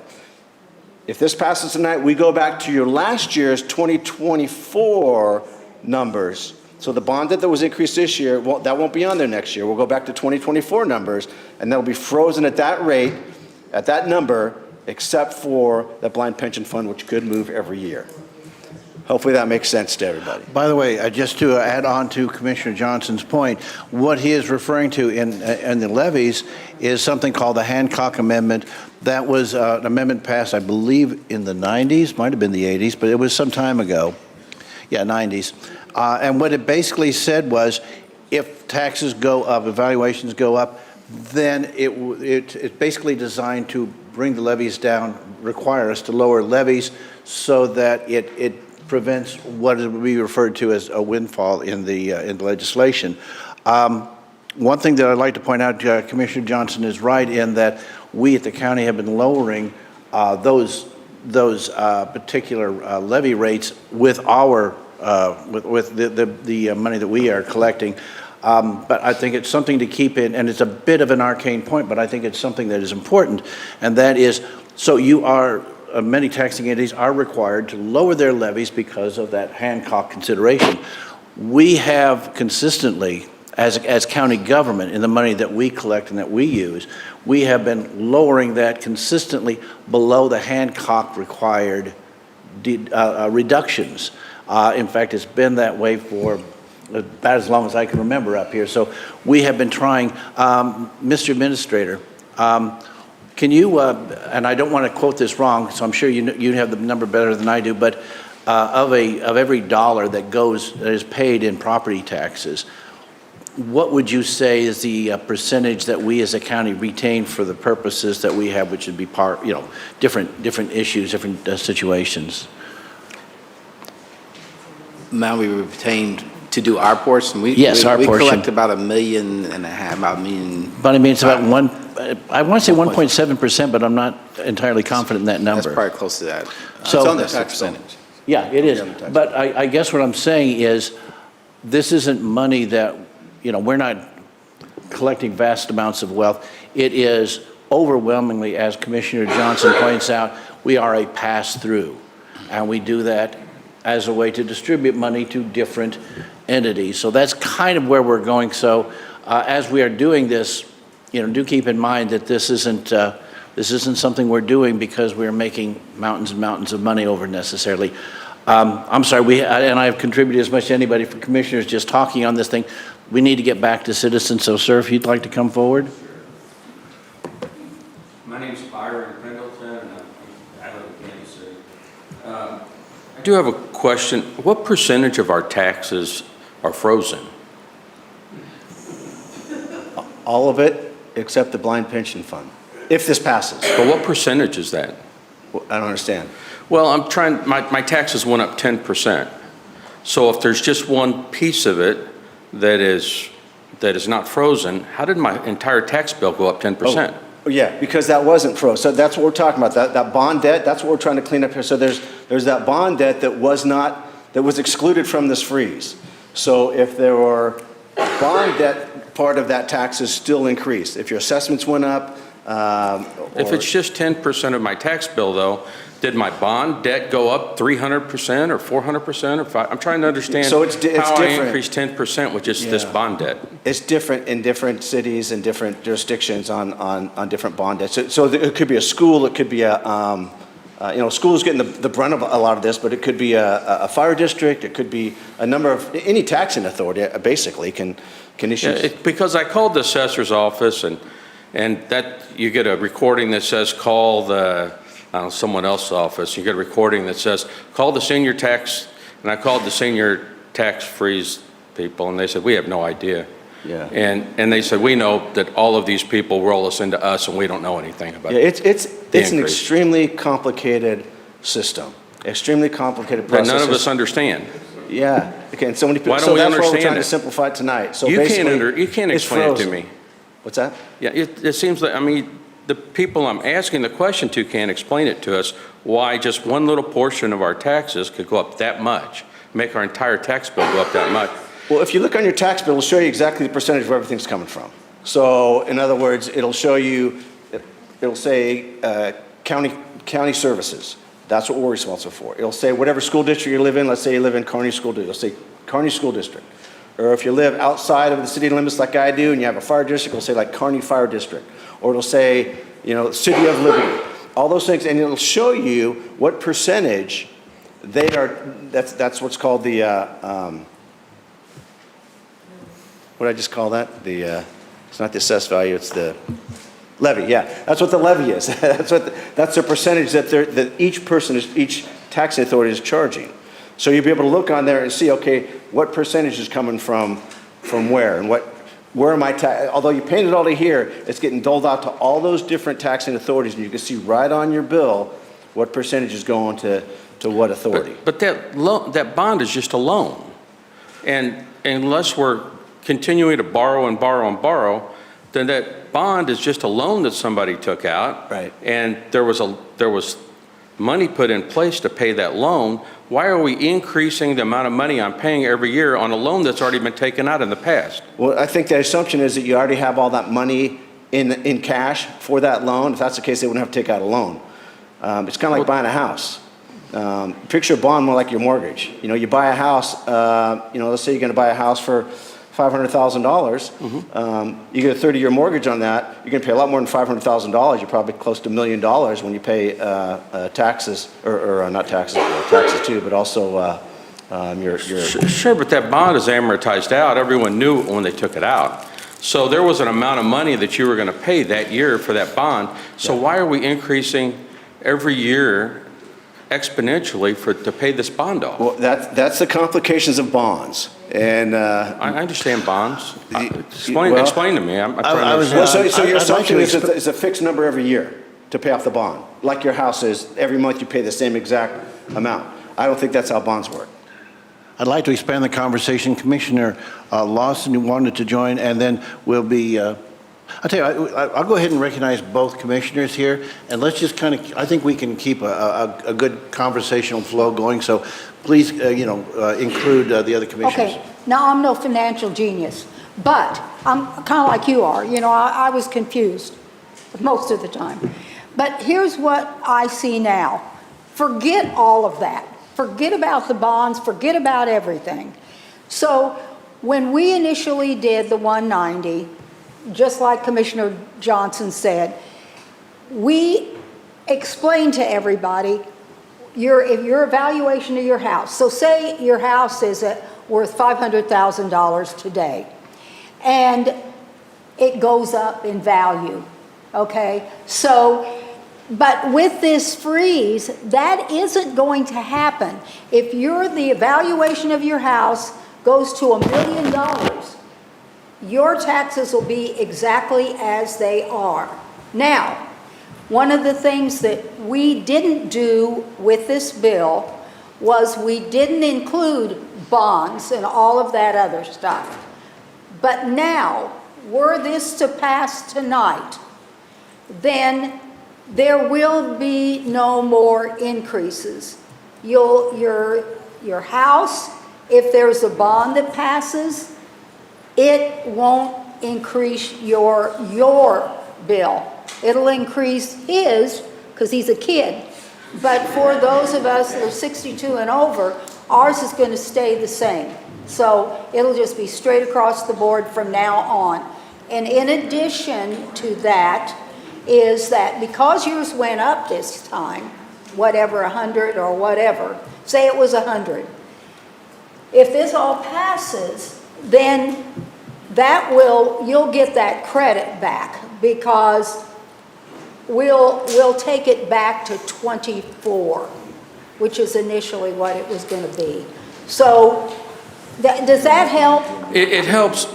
My tax bill this year that I received is based on 2024. Uh-huh, My right, assessment, right. my assessment for 2025 went up 30%. Yeah, So if this doesn't pass tonight, the way I'm looking at this, I'm going to see I'm going to see 3 times my increase that I saw this year because you have a 10% increase this year. yeah. So it seems like nothing's really frozen, and I thought Well, I thought my bill was frozen. I would have contested my assessment if I thought that my bill wasn't frozen.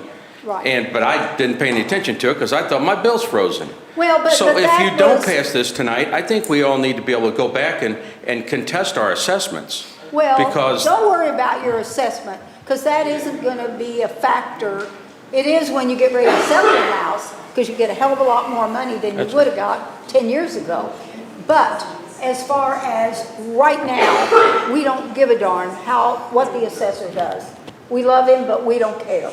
We will just continue, it will continue to go up, but your taxes will stay the same. I can't say that enough now.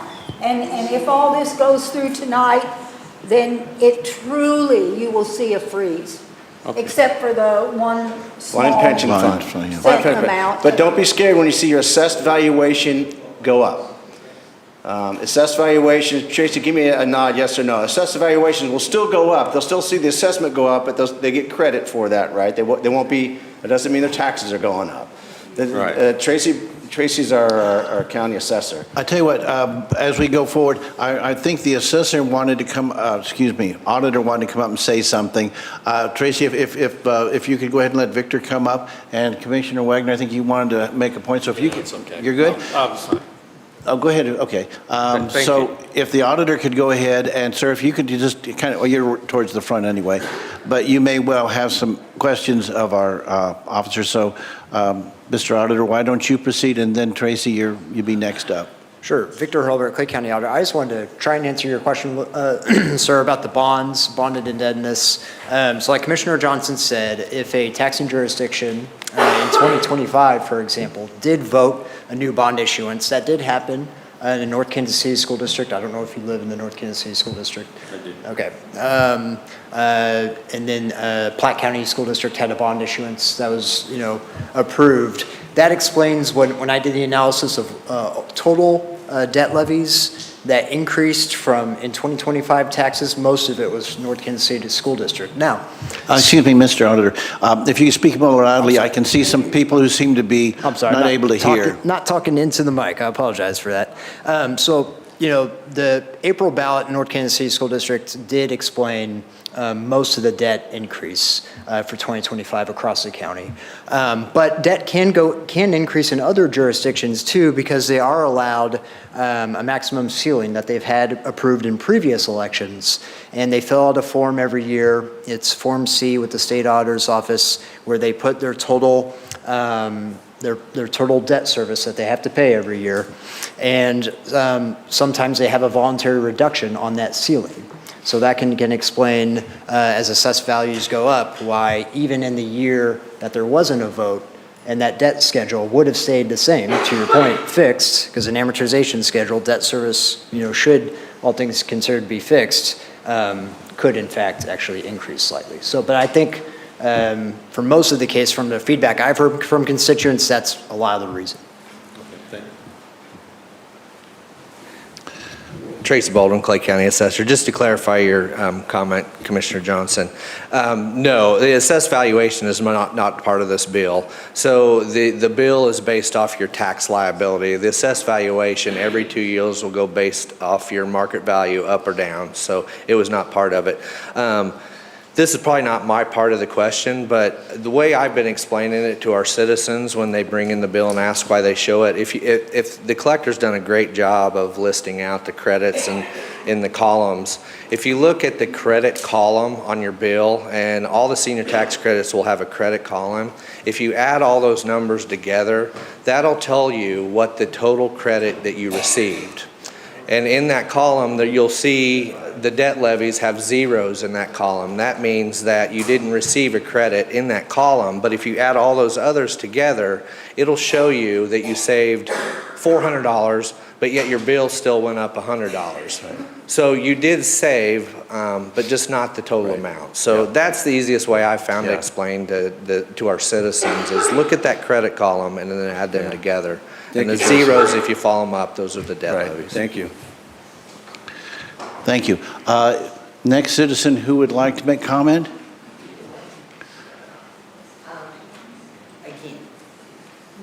I'm Margie from Kearney. You guys reassess, who evaluates our homes? I bought my home in 1982. And yet, I'm sorry, I had eye surgery, so it makes... Okay, you can keep your glasses on if you're more comfortable. Well, I can't read. One I can read and one can't. It's that guy that was just talking on the mic before you. Yeah. If you go to Zula, my house is worth $389,900. If I go to Realtor, it's $438,000. If I go to Redden, it's anywhere from $315,000 to $381,000. Yet that house was built in 1977. It's old. And there again, Clay County, one time I got a 5-bedroom home, then I got a 4-bedroom home. Then I'm back to a 5-bedroom home. Yeah, I'm confused on that one too. My taxes, from 24 through 2014 have always gone up. You're supposed to reevaluate every 2 years, so how did my taxes always go up every year? I had to stop at 2014 because, I had a loan. I paid my loan off. I had an escrow account that I never saw the tax bill. So I couldn't itemize what I started with from 1982 until 2024. But every year my taxes have gone up. And even under the freeze, my taxes have gone up. The gentleman talked about the state tax, about a blind tax. Is every county paying that? Because I have relatives in Platte City that they don't have a state tax on there. And this year was very itemized, which is very good. We never got an itemized bill. But there again, it never tells us what is the value of our home that you're assessing on. Some guy came by, this one and only, I put an air conditioner in my bedroom. Mm-hmm. He was from Clay County, told me I added on a bedroom. No, I didn't. Because I put a window unit in my bedroom. He then said I added a bedroom, which I didn't, and then I have a catwalk, which is supposedly livable to be having a catwalk. So that's why I'm confused on how you guys say, the tax bills have never been itemized like this for anybody to know what they were paying for. I understand that I'm paying for a Kearney levy, for the school district, for the fire department, and now I understand the state tax, but why isn't Platte City saying that they're paying a blind tax? I would think that being a state tax, it seems pretty logical that everybody does. It just may not be Worded the itemized out same? in the same way. That would be a Platte County question. Well, because I had my son, Yeah. and there again, my son buys a brand new home that is valued almost as much as a home that was built in 1977. He's in Platte County, I'm in Clay County. I don't understand how you guys assess what the value of my home is. part of this. Because of my neighbor selling their house? I think what Commissioner Commissioner Johnson is correct. This is kind of beyond the scope of the bill. However, what I would suggest would be a couple of things. One would be get a hold of the assessor's office, and they will walk you through that. The other thing is, I don't have the dates at top of mind, but there is something called the BOE, the Board of Equalization. In fact, they meet in this very room. And so citizens who would like to dispute their taxes, whether it's because of the designation, like you say, 4-bedroom, 5-bedroom, or whatever it is, it's a citizen board that you can come up and then you can make your case and possibly get some relief. How would I know about that? I do not own a computer. Sorry, I hate Oh, technology. no, you would come up, it's an in-person thing. Yeah, so it would be in this room. Yeah. When do they meet? I'm sorry? When do they meet? When do they meet? That's why I say it's going to be kind of in the springtime. Yeah, they meet in August, but you have to do an application beforehand. There we are. And how do you get an application? Downstairs, where you come in, the assessor's office is there, and they can be able to walk you right through it. And they're open from 8 to 5 o'clock every day. Okay. And they also have their annex as well, but for you coming from the Kearney location, this would be the best location to come to. But there are a number of steps that can be gone through for appeal. BOE would be one of the, well, actually. I have filed against raising my taxes and I lost. But, yeah, and the thing is, there are other steps. So first step would be to talk to the assessor's office, and they will examine it. If you are still unsatisfied, you can go to the Board of Equalization, which meet in this room, and it will be advertised so that you can then make an appointment to come in. And then beyond that, there are a couple of other steps, but they're more like statewide, the State Board of Appeals, which is difficult for the average citizen to be able to make those trips. But I just want to make sure that you're aware that there is an appeal process that you can follow. So who is the people that are assessing our homes? Because nobody comes by my home. He's smiling. The gentleman in the corner there would be able to help you out. So, I mean, if at some point you guys want to exchange information. I don't want him at my house, really. That's why I'm not giving my address.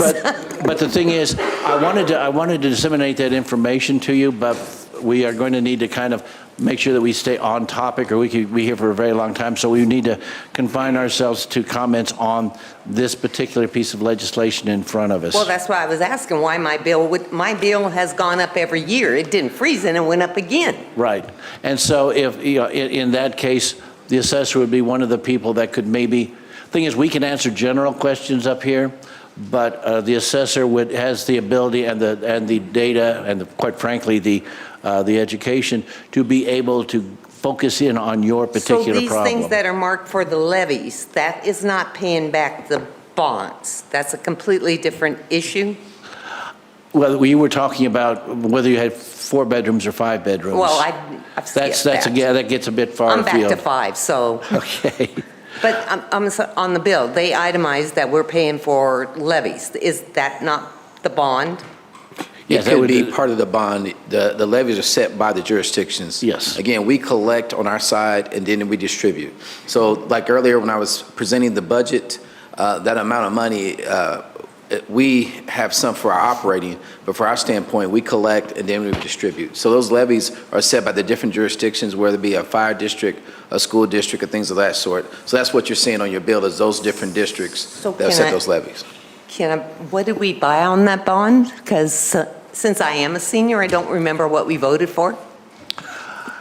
It gets rather complicated. Very difficult, what we purchased on that bond? Well, no, I would say you would need to talk to your taxing district. So if you have a fire district, they do everything from bonding to purchase a fire engine or whatever they may have to do. If you have a school, maybe Kearney Schools did something regarding their the improvement within their facilities. But those are the bonding items that you receive from them whenever you make those votes. So they should itemize, or at least let you know what those items will be used for if they decide to bond and move forward with that. Okay, all right. Thank you. Next person who'd like to come up and make comment or make questions? Mr. Representative? Good evening, Mark Meyerth. I don't know what I'm going to reiterate.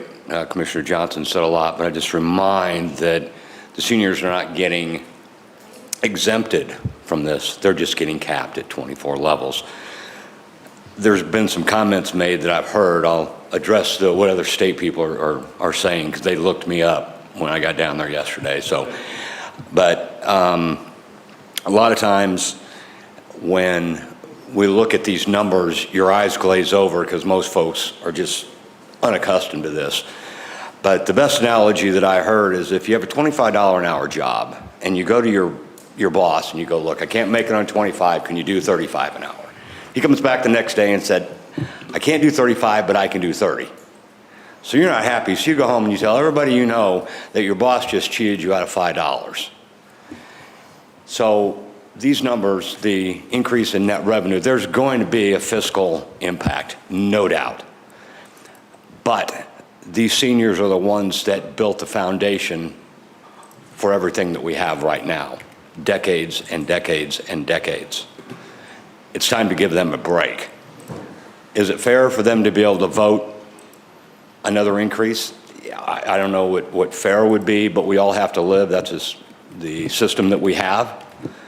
I would also remind everyone that there's a whole lot of renters in these taxing jurisdictions that pay no property tax, but they vote for them also. So is that fair? Probably. So all that said, let's err on the side of whose people's money this is, the taxpayer. All counties, to your point earlier tonight, all counties are different. I represent just a sliver of Clay County because of the population, right? But there's other people that have the same job that I do that represent 3, 4, 5, 6 counties. I spoke to several of them yesterday because they all looked me up and they're aware of what you guys are all doing. And the only holdout so far, Clay County and St. Charles are the big 9, right? The largest counties, the revenue generating counties, if you will. Some of the rural counties, they did the complete 100% freeze. Some of them were a little iffy, but they came on board. That's what I was told, and I didn't talk to all of the rural counties, but I did talk to a number of them. There's 114 in Missouri. Mm-hmm. So there's going to be an impact on these taxing jurisdictions, no doubt. So going through, I can't go through all the school districts, and they're not losing money, they're just not getting as much. And to remind everybody that statute caps this at 15%, which is your taxing jurisdiction. But the bond market looks at 6 to 9%. So it's much like your debt to income ratio when you went to buy a car or a house or whatever else you did. So I am 100% in favor of capping fully the seniors and let them rest in peace until the day they go. So anyway, I don't wish any ill will, but I do appreciate you guys taking this up. By the way, as my conversations continue with some of the folks in Jeff City, I would certainly like to get with you. I was down a couple of times talking to them about taxing issues, and I plan to go down again because this is going to be an ongoing issue, as you are well aware of what I was saying as far as just the sheer number of property tax related legislation that's been introduced. It is certainly a very big job to just sort them out into their categories and try to come up with a full picture, much less to then go through the complexities of getting legislation passed. So it's a very big job, and I'm glad you're engaged in this issue because we need to be working as closely as possible with our delegation at Jeff City and the other senators and representatives that are working on this issue, because it's a large number of senators and representatives who are writing these pieces of legislation have not served in local or county governments necessarily. Correct. And so the issues that we face are not necessarily familiar to them. So that's one reason why this communication has to happen, so that when legislation does come down, we can have, as a county commission and as local governmental entities, we can reflect back that, this sounds really great, but here is an unforeseen circumstance which may well be cured at the drafting level that would cause a lot easier implementation of this tax relief. Absolutely. And Tuesday, the State of the State given by the governor, that's when he's going to release whatever tax relief he's going to release. Right. I had a briefing with people that are way above my pay grade, and they don't have any idea what's in it. It's very highly guarded, so that's coming down. A lot of tax cuts coming down, so we'll need input. If you just hold on for a moment, Commissioner Wagner. No, I just wanted to say thank you for being here again, and thank you for the work you are doing around this. And I just want to recognize, I have a tendency to ask questions that people don't like. But I appreciate that you take those questions in stride and do what you can to answer those questions. Not everybody does that. And so I just want to recognize that. And so a little bit off subject, if you don't mind, what you asked me to do, tax probably wasn't the right adjective to use. No, I can't task anybody. But when the lady from the 18th brought up her problem, that is in the works. I took it on. Hopefully, I will get you a bill number. Awesome. There were 2,000 bills pre-filed. Today, 180 to 200 were released to committees.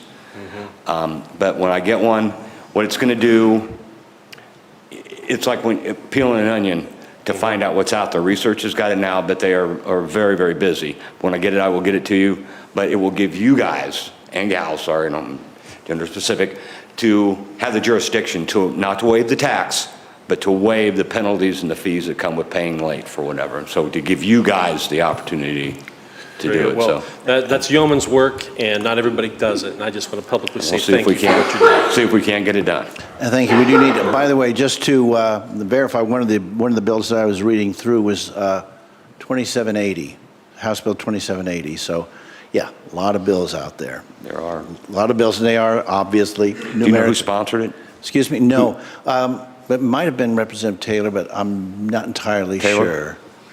I would have, they, as you're well aware, after a while they start to blur together when you're getting into those numbers of pieces of legislation. And again, as you're aware, you almost have to give it some time to see which ones kind of percolate to the top and which ones are going to maybe not make the cut. As you well know, Commissioner, there's a lot of places for those bills to die. Yeah, there are many ways to kill a bill. There's only really one way to pass. Well, that's right. Very few ways to pass them. Thank you very much for your time. Thank you, sir. Commissioner Withington, you were wanting recognition? Yeah, I just wanted to say to the lady that was up here a few minutes ago talking about Platte County, where's she at? I did talk to the Platte County administrator, and he did assure me that the blind fund is paid in Platte County also, so just wanted to let you know that. Thank you, Commissioner. Commissioner Lawson. Yeah, I wanted to congratulate our state rep for being here tonight. We have a number of reps that represent all of us, and he's the only one that bothered to show up this evening. And he's someone I go to a lot of meetings. He's always there. He is all over this county. And, we vote for these people to go down to the state and represent us. Sometimes once that we vote them in, we never see them.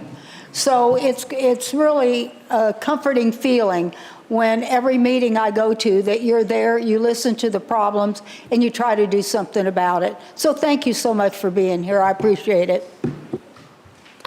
Next citizen who'd like to comment, please. Good evening. Jeremy Tucker, Superintendent in Liberty Public Schools. Good to see you all again. I want to commend the commission for the time that you took over the course of the last several weeks to meet with several of our taxing jurisdictions. Earlier this week, Commissioner Nolte, Commissioner Johnson, Commissioner Lawson, we appreciate the conversation along with our county administrators and staff. Much of the conversation this evening was echoed and talking points from our conversation earlier in the week. So I appreciate that and being able to hear much of that come to fruition this evening. I would not be a good steward if I didn't step up to the plate and try to answer Commissioner Wagner's questions. And quite frankly, I don't have an answer for that, in part because the conversation earlier this week that we agreed upon was the need to forecast and project forward, on which we appreciate Auditor Hurlbert doing that, bringing those numbers to us this evening. I assume we will get that presentation, that then we can go to our drawing board and look at our projection documents to be able to see what that impact might look like. Couple of clarifying pieces. Commissioner Johnson mentioned this, and I appreciate you doing this, in the sense of the delineation between setting a tax rate and assessed valuation. And what you may not see on your tax bill is that in Liberty Public Schools, if you're a Liberty Public Schools resident, we've actually reduced our tax rate by 92 cents since 2017 to present. A large notable reduction was back in August of this last year when we set our tax rate that was actually 39 cents less than the prior year. The reason we're able to do that certainly has a lot of logistics tied to setting our tax rate in Missouri, that's what we operate under and that we're primarily funded through property taxes, secondly through state revenues, which is a little awkward. It should be the other way around in my opinion. That's for another meeting. And then lastly, a very small percentage that comes to us from the federal level. And so while we reduce our tax rate, the reason we're able to do that is because, to Commissioner Johnson's point, is we do see that increased assessed valuation. Translate that over to being able to take care of our bonded indebtedness and debt obligations. We have amortization schedules, how we pay off the principal, how we pay off the interest, in part because of that dedicated debt service tax rate and that levy. And so as those revenues come in, we take in about $19 million per year. We expend about $17 million per year. And those cents within that levy adjust depending upon our overall tax rate, what's going on in operating, what's going on in our capital, what's going on in our debt service. All that said, what happens in a year where you don't see those increased assessed valuation figures like what we've been fortunate to have over the last several years to be able to reduce that tax rate? Through that process set by the state, the districts, other taxing jurisdictions, have the authority to increase their levies so long as they remain within a voter-approved levy in that ceiling. And so you may get to a year, as compared to reducing your tax rate by 39 cents, of actually having to increase that debt service levy slightly to be able to make that bonded indebtedness. That's afforded to you by the state's requirements and statute. I say all that to say there's really a couple of things. You can dip into your fund balance and debt service. You can increase your levy. You're going to pay your bonded indebtedness. But it all hinges upon those projections moving forward, if they are as good as what we're seeing, but at the same time, how do we plan for those years and those contingencies and the performance over time as it relates to what happens when assessed valuation actually decreases? So that's not a certain answer for you this evening, but certainly wanted to try to step up and provide some clarity, at least from Liberty Public Schools' perspective. Well, I appreciate the old college try, even though we're talking about high schools and school districts. I guess, understand, I think the only question I have for you, Superintendent, is just to clarify one thing. So 19 million came in, 17 million was the payment, but did that 17 million also take into account the coverage that you needed to have? Or was that a different number? The 17 is the expenditure out of debt service to cover off this year's fiscal year obligation of our bonded indebtedness. And so then a portion of that goes into fund balance, but then as we set the next year's tax rate, you might see a decline in that debt service as we try to maintain enough of a cushion there to be able to pay and cover off our bonded indebtedness. Similar to you all setting your budget this evening, that rainy day piece or that fund balance piece is a critical piece, especially in the event you see a decline in assessed valuation, like what we saw in the early 2000s. I wasn't in Liberty, but that was my transition during the Great Recession into the role as a superintendent, and certainly got my feet wet in how to make budget reductions as it relates to a declining assessed valuation. Gotcha. And then only other question, and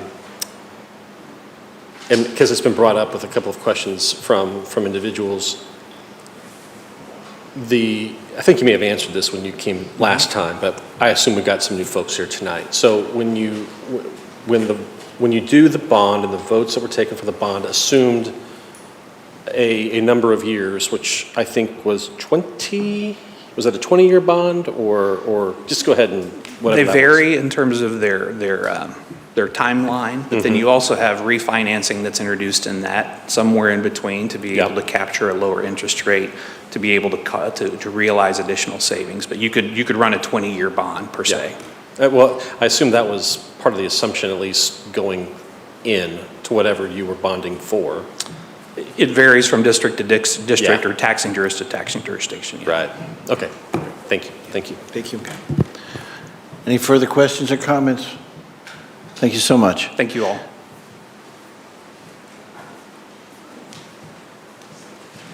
Good evening, Commissioners. Kevin Pratt, Kearney Fire District. I felt like Commissioner Wagner was looking at me, so that's why I got up to try to get in line. Fortunately, Jeremy does a much better job probably presenting that than I did, and we enjoyed Imposing, him isn't he? on Monday as well. So as far as the bonded indebtedness, I don't think I have anything to add to that unless you have any specific questions, fire district-wise. One, maybe to mention what the bonds paid for. And then, again, just trying to understand what the bond levy has brought in, and was that basically a surplus to what the payment needed to be? Right. We'll So do it that way. we just voted ours last year. So the bonds were sold in January of '25. So we're just now starting to accumulate those dollars, to the payback dollars for the bonds. Our vote was to build a second fire station as well as replace apparatus, pumpers and ambulances and things like that. It is a 20-year bond. So as you're familiar, those bonds scale up towards the end of their life. So the payment increases as you go through that bond. So I guess the speculation, but thanks to Victor for doing those, we haven't had a chance to digest all that information yet. But I think our concern as taxing entities is what it looks like in year 6, 7, 8, 9, because we're not going to know what those impacts are. You know, we try to forecast off of the CPI, you know, midway through the year. 5% is probably the outside boundary, because normally we're 2.7, 2.9, something like that. So that's how we budget forward. So we're looking at that number as the numbers come back from our pro formas at the state level to dictate where the levies are set. But now these dollars come off after that. It would be much more optimum if these credits would roll off before that. That way we could capture the most out of what our constitutional allowance is based off of Hancock. So yeah, that's the main things for us on the bonds. Okay. Is that, did I No, miss something? Okay. that's perfect. Thank you. I think a couple of things, just comments. I know Commissioner Johnson was there on Monday, and we had great conversation. And the number 32 million going forward in those new generated dollars is all well and good, but my portion of that 32 million is 180,000. So it's not a windfall of money, and that's why Hancock was designed the way it was, so we can't capture a lot of that money. So it's very difficult to reserve money into the future for massive projects like fire stations and fire trucks and things like that. That's why the bond comes in handy for us, because it allows the operating levy to go towards the people and the actual day-to-day operations. One other thing, I noticed on the administrator's presentation, 4% of the county revenue is generated from property tax, I think is what he had in his graph. Well, 80% of my budget comes from the property tax, the real estate tax, and the personal property tax. So every little bit of that is very impactful to our organization. So I wanted to make that clarification. It's not like we're sitting on millions of dollars, for operational money. The other thing with our bond, you mentioned how that's a local vote. We presented that as a no tax increase. So when the pro forma, when we fill out the pro forma and it sends our bond back, our debt service levy actually came back at like 22 cents. The bond council set our debt levy at $13.55. So we've already had a rollback in that levy to maintain the payment back of what the voters approved us to be allowed to expend. So while we're able to do that now, if we do see those shortcomings in the future, those bonds roll up automatically, those levies roll up automatically to make sure we pay the bonded debtors that we're obligated to pay. So people could see a tax increase in that instance. One clarification I wanted to make before I stop. On Monday, we talked about taxes into the future. And I think your statement was that any future votes, if you were over 62 at the time of the vote, you would not be obligated to pay that. The lady that was up here earlier was reading from the website and contradicted that. It said, unless there was a local vote, then there would be an increase. So I think we just need some clarification on what the language is. Are they exempt from paying the future tax that they're eligible to vote for, or is it going to be increased based on vote? That's what this would do if this passes tonight. It would exempt them from that. And by the way, just for clarification, this does not prevent any taxing authority from future bonds. Right. Okay, I just wanted to make sure that was clear. We can vote future bonds? It just wouldn't be put on the back of the seniors. It would be, everyone else would have, the rest of us would have to pay. So if there are any bond issues or future general operating taxes, and they're in the program, they will not pay that increase? Correct. Okay. Yeah. Just wanted to clarify that. Thank you. Thanks, appreciate it. Any other questions, comments? I don't see any. Any other citizens wishing to come forward? Kent Saunders from Kansas City. I just got a two-part question real quick. What is the purpose of renewing every year? And if I forget, since I'm getting older, to renew, is my taxes going to go from 24 to the 28 or whatever year I forget? So can we simplify that so that we don't have to renew? Sure, I think I can address that. I just renewed mine, I think Monday, actually. No, yeah, Monday or Tuesday. And the reason for that is because there are a lot of life-changing issues that come up. You may change where your living arrangements. You may, leave the county. You may, unfortunately, there will be a number of people who are enrolled who will pass away. So it's a way of making sure that the tax benefit, the relief, is going to seniors. If, say I were to pass away and my wife were to pass away, it may well go to our children who are well under 62. They may or may not know to go back and revisit that, so that by having that come up every year, because if it didn't, then they would be in violation. They might not realize that they were getting that benefit. The other thing, and it's important, somebody had asked me a question. They said, well, why do both my wife and I, need to be enrolled, both of them being over 62? And here's the reason for that. So I'll just use, again, myself as an example. My wife and I are both over 62. Should one of us pass away, and I don't want to ask her preference, but we'll just say one of us passes away.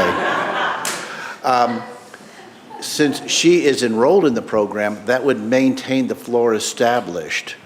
If, say, she were not enrolled and it was just in my name, she could come back in and she could enroll, but she would be establishing a more, further on down the road.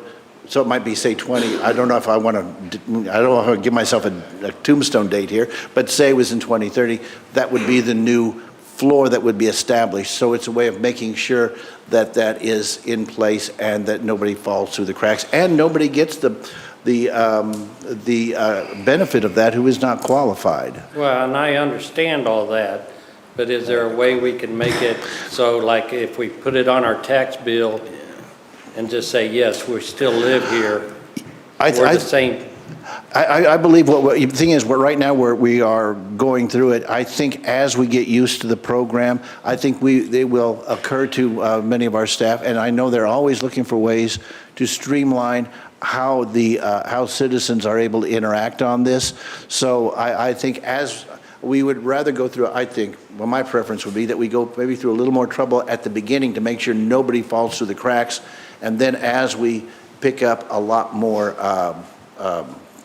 ability to maintain that, then we can start knowing where we can streamline it so it would be as effective and still, relatively simple for citizens.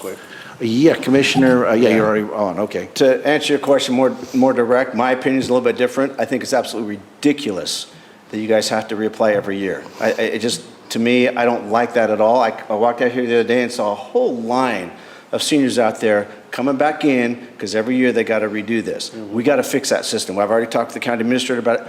Other counties are doing that. Other counties are doing it where you don't have to reapply every year. It's just one time.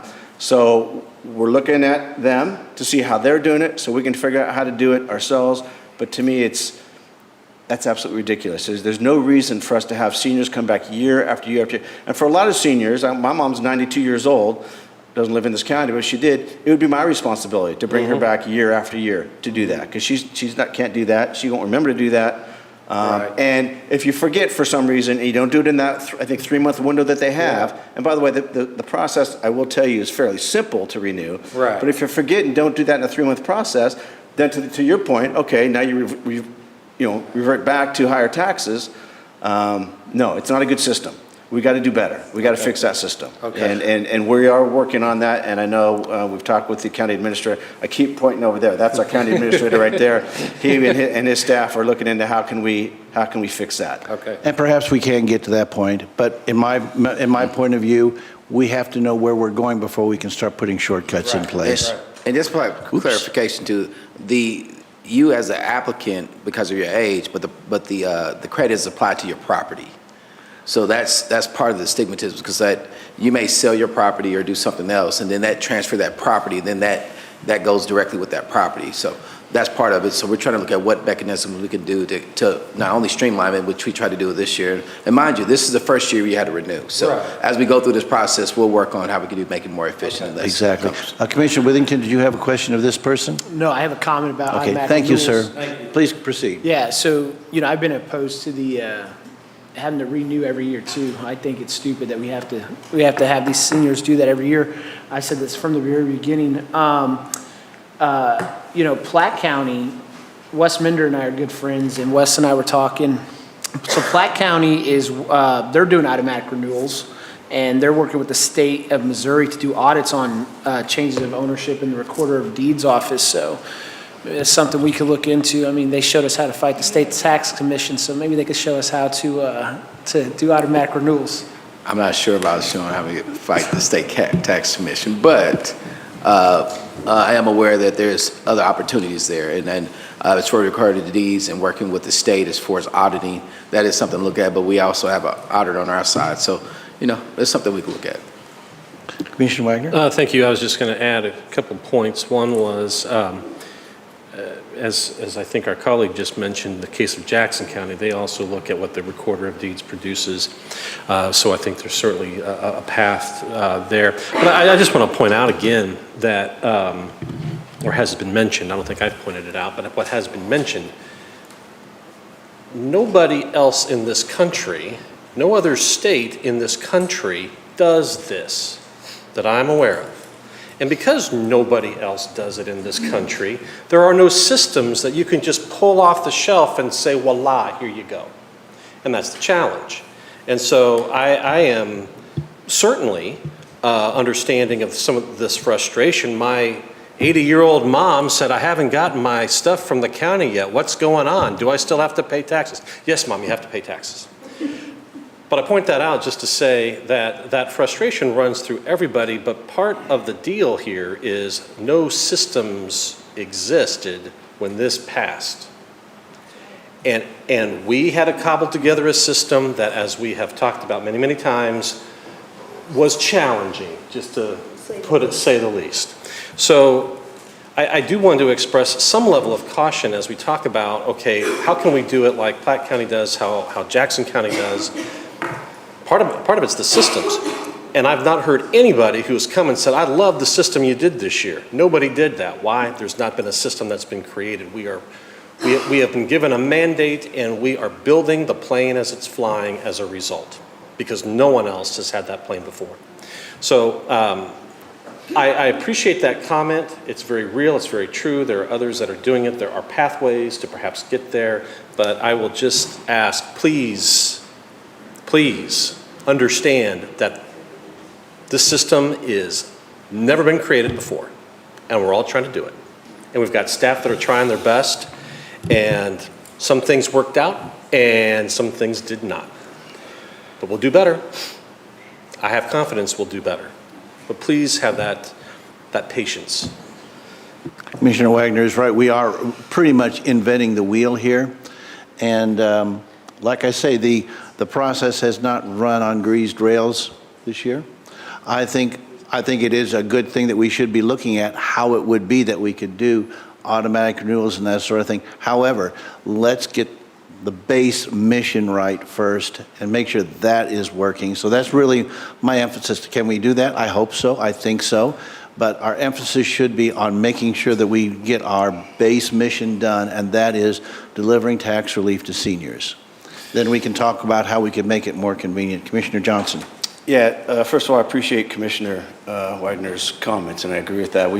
We're kind of charting a new path here. And just know that this commission is working for you. We've made some mistakes, and we're trying to fix those mistakes. We're trying to make things better for you. So we're all on the same page, trying to get to the same endpoint, I think. So with that in mind, I think we've talked this to death. I would like to formally make the motion on this ordinance that I put forward, that we move to approve 2025 ordinance 27. There is already a motion on the floor. Oh, I thought you said you were going to. No, I said I made the motion. I thought certainly that was what I thought I said. In any case, before we No, not in any case. We got to clarify this, because I think you said I will. Your exact quote is, "So I will be making a motion." I don't think you made it, but here's my concern. Never in the history since I've been on this commission have you ever made a motion.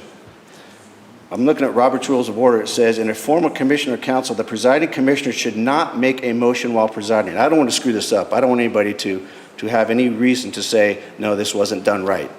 It says the presiding commissioner should temporarily relinquish the chair, make the motion as a member. The acting chair conducts the debate and the vote. There was no acting chair. You conducted that debate. I'd rather do it right. It was my ordinance. I don't know what political maneuver we're trying to do here, but anybody in this commission, whoever brings an ordinance forward, they're the ones that puts the motion forward. If it's important to you, that's okay. I just want to get it done. Important. I don't want to mess this up. I don't want to mess this up for these people. I want to get it done properly, and I think we better just err on the side of safety and allow me to make a motion as a commissioner, not presiding. So did you make the motion? Yes, sir. I move to approve 2025 ordinance 27. Thank you. Commissioner Wagner. Thank you. So a couple things. One, I'm going to go ahead and vote for this tonight. And but I'm going to do it with everybody's eyes wide open. I particularly appreciate our fire chief that's come here tonight, because he points out one thing that gets lost. We have cumulative, did I say that right? Close enough? Cumulative credit numbers here that we're seeing. But not everybody's awash in cash. He is not. He is not. And if this passes, I assume it will pass, he may have to go to his board and say, a bunch of people now aren't paying this tax, now everybody else does. And that levy will rise for everybody else under 62. And y'all may be quite happy with that, might be just fine. But a vote for something sometimes means you are voting also for something else. If you say, I don't want to pay that tax, someone else might. And in his case, they probably will. So when I say yes to this, I'm also saying yes to the possibility that others will have to pay. Just so we're clear. Just so we're clear. Now, unfortunately, and I appreciate, Superintendent, you coming here tonight and laying out some of these, and it's unfortunate that you will not have the chance, because there will be a vote, You won't have the chance to know. You will just have the opportunity to react. And I understand that, so I'm saying that out loud. I am forcing every superintendent who has bonds out there to once again see if they've got enough or shift that burden to somebody else. I'm going to vote for somebody to have relief. I'm going to vote for someone to perhaps take on more burden. I want that to be very clear. Finally, I do want to point out, I mentioned my mom a little bit earlier in my conversation. If I wasn't here tonight, I would be at North Kansas City Hospital, North Kansas City Health, right now. Because my 85-year-old father is in a hospital room, which he has been in since Tuesday morning. And I don't ask for your sympathy for that, but what I will point out is there was not a nurse, not a doctor, not an anybody below the age of 62, or above the age of 62, excuse me, above the age of 62 caring for him. They were all the kids that went through our school districts. They were all the kids who grew up here. They were all the kids that now we seem to say, we don't need to worry about them, but you know who's helping somebody right now? They're helping my dad right now. And when somebody says, I don't know what they're paying for in these school districts, I invite you to go visit a school district and ask them what they're doing. I invite you to find out what that money was that you just spent. In Oak Park High School right now, my alma mater, where your grandson's at right now, they're getting a lot of new things to that building that wasn't there when I graduated in 1989. Yeah, I said it. I'm proud of it. My point is to everyone, I understand the burdens. I am dealing with that with my parents right now. But before we go and say that we've done our part, guess what? That part is going to catch up. It is catching up with my father right now. That's my piece. The only thing I'll just say is I wish there was more clarity in this, and I appreciate the opportunity that maybe there will be more clarity. But clarity comes with a price, and that's the price that we will pay, or that others will pay. But I will vote for this because I think there's enough wiggle room for some. There will not be for others. And when some of those voters in some of those jurisdictions have to ask, why did my taxes go up? There was an earlier comment, our last meeting, about where the buck stops. Buck stops here. We decided that that was okay. And I just want everybody to know that I know that that's what the vote means tonight. So thank you for tolerating my diatribes. I appreciate it very much, and I thank all of you who have been here this evening. Thank you, Commissioner. Commissioner Lawson. Yeah. I just have a couple things to say. I will tell you that this has been the hardest decision I've made in the years I've been in this job. My son went through the Kearney School District. My granddaughters went through the Kearney School District. Now my great-granddaughter is going through the school district. So any school district, I want to see them be successful. That's extremely important. On the other side of the coin, I look at the individuals over 62. Okay, fine and dandy. Somebody's going to suffer a little bit, yes. And yes, kids that went through the school district are now caring for your father. What about all of these people sitting here, or those who are on the verge of possibly losing the home that they paid for many, many years? We've got to look at that side of the coin too. These people, as our state rep said, they have built this county. This county was built on the backs of those individuals who are now over 62. When I moved to this county many, many years ago, when my husband first got out of the Marine Corps, went on the Kansas City, Missouri Police Department, we moved to Clay County because we liked the schools, we liked the hominess of it. It was important to us. And I care about this county, and I care about the people of this county. I think that we can't just discount the seniors and say, too damn bad, because we've got to go ahead and support the schools.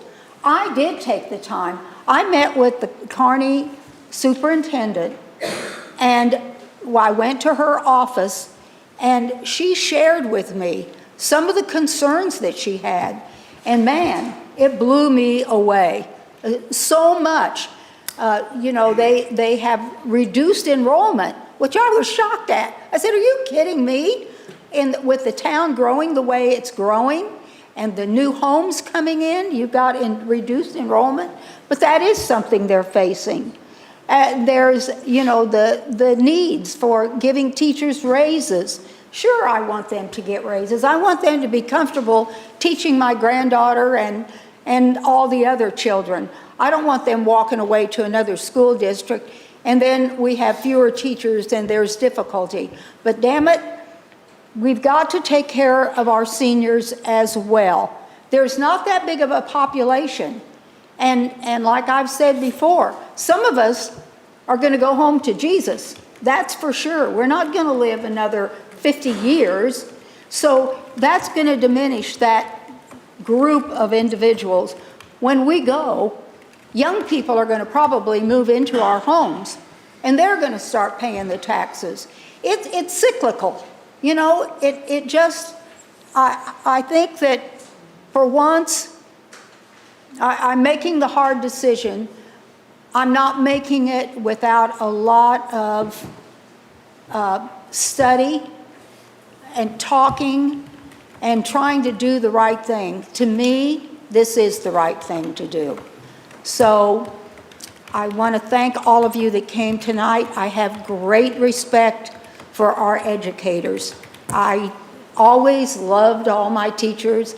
They made a major impact on my life, what I liked to study, what I did study, how I continued with my education. So I have great respect for them, but I also had great respect for my grandparents, my parents, and they struggled. Nobody gave us a damn thing. And that's the way the most of these folks are. They worked every day of their life to have what little they have, what little I have. And to get this break means everything to them. So God bless all of you. God bless our educators. But I think that this is time to give you guys a break. So I intend to vote for this. Any further comment from commissioners before we close? Very well. With that, Commissioner, you're recognized to close. Real quick before I close, I just want to make sure I don't think Commissioner Wagner was meaning to offend any of the homeschoolers, but a lot of my friends, including my kids, were homeschooled, and they make some pretty good medical professionals as well, my daughter being one of them. To follow up on what Commissioner Lawson said, there are nearly, well, first of all, last year we put up to auction, the county put up to auction over 30 properties for being delinquent on their taxes. The year before that was over 50 properties. I don't know the number of how many of those were senior homes. But the seniors, when it comes to Social Security benefits, we have about 20,000 people in our county on Social Security benefits of some sort. Social Security got an increase of about 2.5% cost of living adjustment last year. Most people's taxes went up more than that. For most seniors, the average tax went up, property tax went up about, without any freeze, would have been up about $300, and their average total income increase would have been about $550. So basically, the property taxes alone would have wiped out more than half of any kind of cost of living adjustment you would get. So for those reasons, I think that it's important that we pass that, and with that, I close. Very well. Please call the roll. Commissioner Johnson? Yes. Commissioner Thompson? Yes. Commissioner Carpenter? Yes. Commissioner Withington? Yes. Commissioner Lawson? Yes. Commissioner Wagner? Aye. Motion passes 6-0. Thank you. I think what we're going to do, and if any citizens want to stay, I realize this was the reason that many of you were here. We are getting ready to take up to vote for the budget, which we just had the public hearing on. Certainly, anyone here who would like to stay for that is more than welcome, and it's great always to see such a large group of citizens attending these meetings. Know that you are always welcome, and we appreciate that. I think since there's going to be a number of people who will be needing to go home given the lateness of the hour, we're going to stand at ease for about 5 minutes and allow the room to clear, and then we will reconvene and we will begin with 2026 Ordinance 1A. So with that, we will stand at ease for roughly 5 minutes.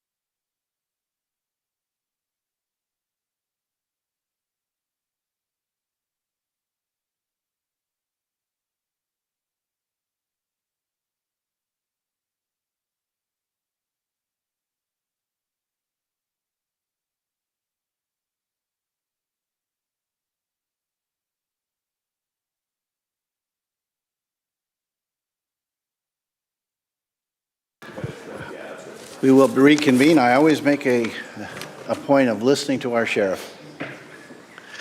He's a good man. All right, so that brings us back onto our regular agenda. First item as we resume would be 2026 Ordinance 1A. Mr. Administrator. Yes, 2026 Ordinance 1A, ordinance adopting annual budget for Clay County, beginning the fiscal year January 1st, 2026, and ending December 31st, pursuant of Section 550-525 through 50-6051. This one here is with the exception of all accounts associated with the operations of Clay County Prosecutor's Office. Self and Art Victor are here to answer any questions. Okay. Are you able to? There you go. Commissioner Johnson. So we're going to get a motion on this one, right? Yes. That would be the plan. Move to approve 2026 Ordinance 1A. Correct. Motion has been made for the passage of 2026 Ordinance 1A. Discussion? Seeing none, you're recognized to close. Did you? 1A. 1A. Oh, this is the prosecutors. No, this is for everything but the prosecutors. Okay, so you are, all right, hold on a moment. Been up too long, haven't had enough energy drinks. Hey, You're so- recognized. So on this one, I want to talk about, I guess the commission needs to have a discussion about not renewing the EDC's membership once this is done. I know there's a $5,000 line item, but I would like to see that removed from the budget, not renewed after March, and also any sponsorships that we have, also remove those from the EDC. Mr. Counselor, would that be required to be put in the form of an amendment? I don't think I heard it that way. I think he just wanted to basically have a conversation and maybe give direction to staff and maybe even have a discussion topic on it later before they renew or Yeah, because I something. believe the memberships end in March. It does. So if we just need to have a discussion at a later date to give staff directive on not renewing those, I think that's what we need to do. So Are if you- but are you you would still wanting to- pass this and the placeholder would remain in the budget, and you'd make a decision later whether or not to actually expend it. Yeah, but I would Okay. hope that nothing would get expended until we had that discussion. Yeah, it will not be expended unless you have a discussion. It is a 5,000, which is under the threshold, but because it's a membership that requires you as a commission to agree to be part of that membership, I would bring that back to you before I make any more direction regarding that. And any sponsorships too, right? Any sponsor. And only regarding us and sponsorships is typically us as far as attending a lunch. We don't have any, we don't do any particular sponsorships per se. But what we have done in the past, is we might buy a table, which they sell them by tables when you do a luncheon. And this past year, I think we attended 2, maybe 3 events where we purchased a table, and that was the only thing we did for sponsorship. Okay, so there is no motion, you just wanted Yeah, no, to that's- mention that as a future discussion item Correct. prior to the March actual expenditure, so that item would remain in there, but we would not execute that until, assuming that Commissioner Withington is still of that mind, to have that discussion prior to. Yes, you don't have to Mr. worry. Yates. Just until we get further direction. Yeah, you don't have to worry, I'm going to still be of that mind. I wasn't too concerned about that, but I did want to make sure that I had at least stated it clearly so those present would understand what it is you're trying to do. Okay, we got it. Anyone else would like to comment? Then this is for everything with the exception of the prosecutor. One of the things that I'll just make a quick mention of, I won't take very long on this. The sheriff was our guest speaker at our Rotary Club this last week, and he had mentioned that he is at 100% staffing. Now, that doesn't mean he has all the personnel he needs, but that is really something because that is, I think, unique historically, certainly to my recollection. And that is due to in no small part, to the wages that we are now paying our law enforcement professionals. So I want to make sure that is one example, but that tells you where we are at as a county in a relatively short period of time. It wasn't that long ago that would not even been thought of as a possibility. And we have come a long ways as a commission on a lot of different fronts, but that is, I think, one that gives an example of how we have been able to do a better job for our citizens and to make sure that we are keeping their interests at top of mind. Any other comments? Very well. Real quickly, I'll just say Yes. two things. One, I think I agree with the sheriff, but I also, I think you kind of alluded to that. We've got to get budget staffing levels to, I think, a better level than they are now, and that's going to take some time, but I know when we talk about future budgets, we need to look at proper staffing levels, particularly for the sheriff's office. And also class and comp studies, we need to make sure that we continue to push hard to get us to where we need to be with that class and comp study. You know, we did spend $250,000 on getting that study done. I know Joanna was excited about that. We spent $250,000 on that, but and told us what we already knew. We don't pay our employees enough, but now we have to get them there. It's going to take some money. It's going to take, but we want to get them there as quickly as possible. So this year we got 2.5% COLA plus 2.7% COLA. 2.7. Oh, 2.7 COLA, which is above the CPI. CPI. So that's higher than the CPI. Yeah, it's so we right went about above that, that, right. and then plus we have some of the step increases. Step increase would be at 6 month, which would be your mid-year step increase.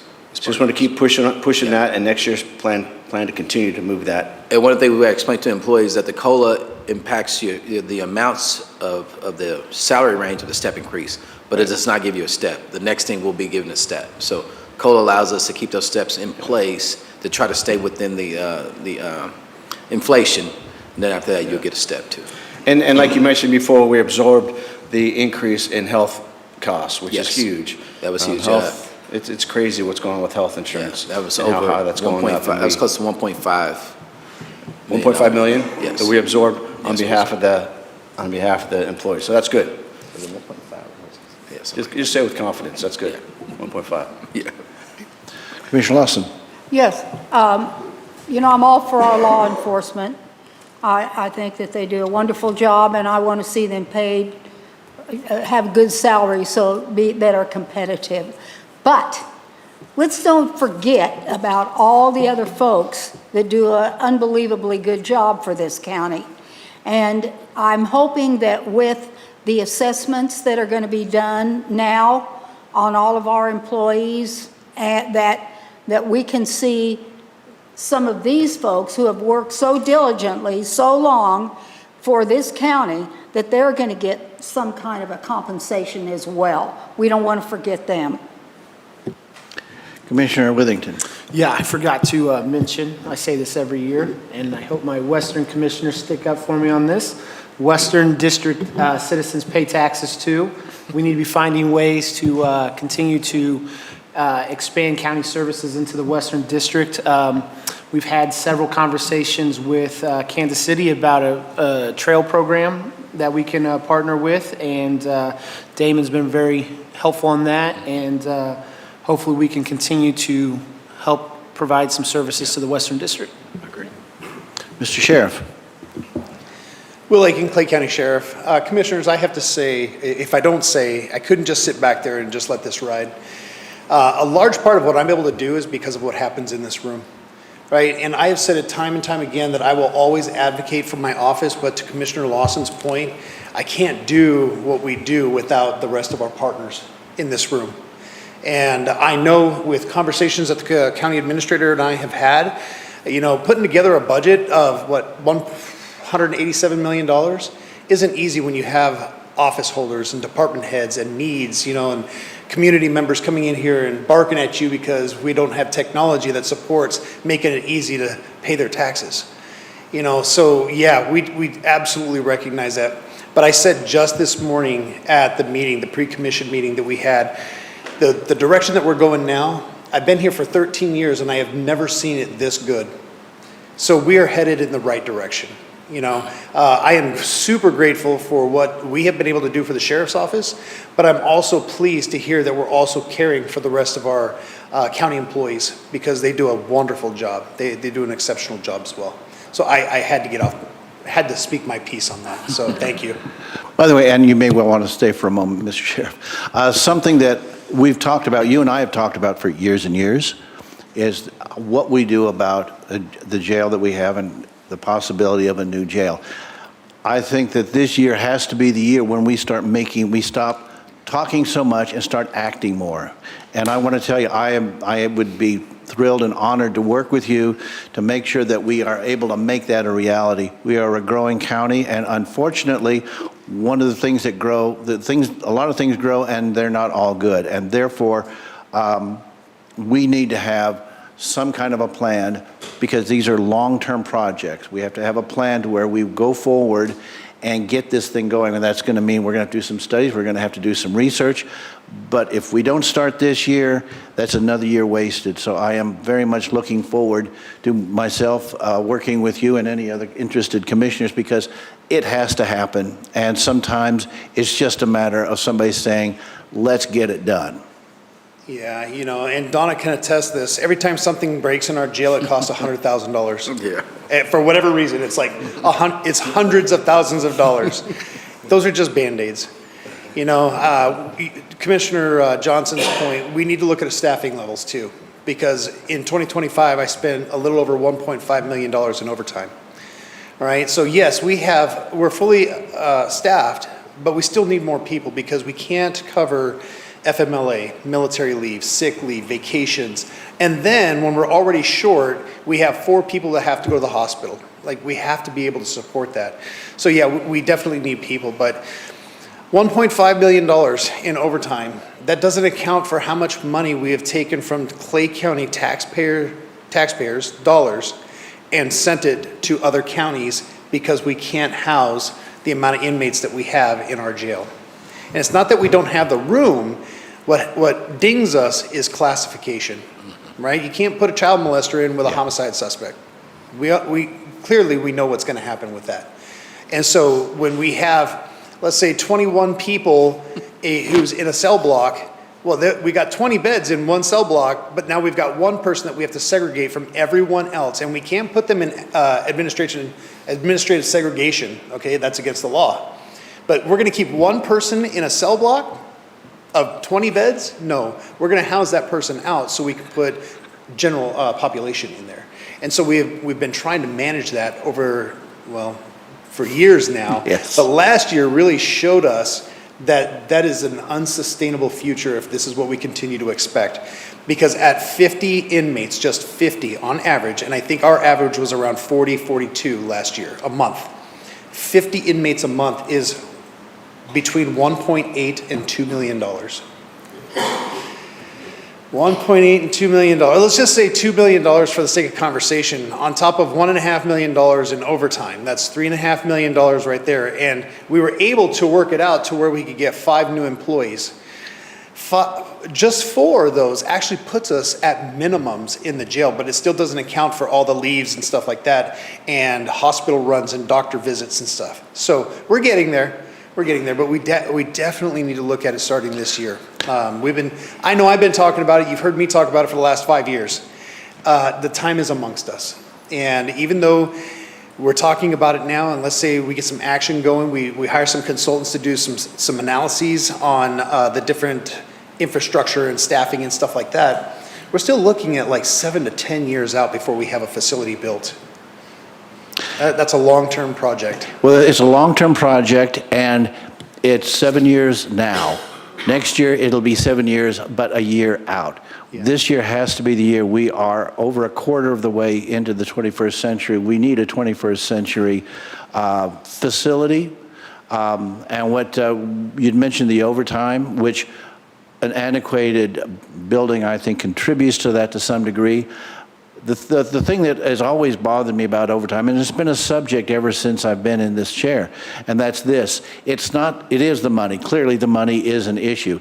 But to me, the overriding issue is we are we are putting way too much stress, too much on the shoulders of our law enforcement professionals. What we need to do is to make sure, the money bothers me, but what worries me more is burning out our deputies, is putting so much stress on them that they are not able to continue. So this has got to be the year.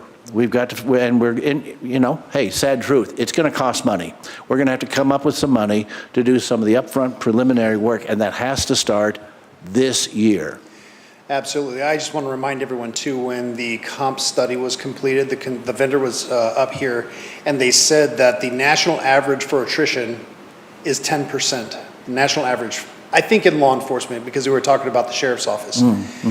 The Clay County Sheriff's Office was at 20% attrition. Wow.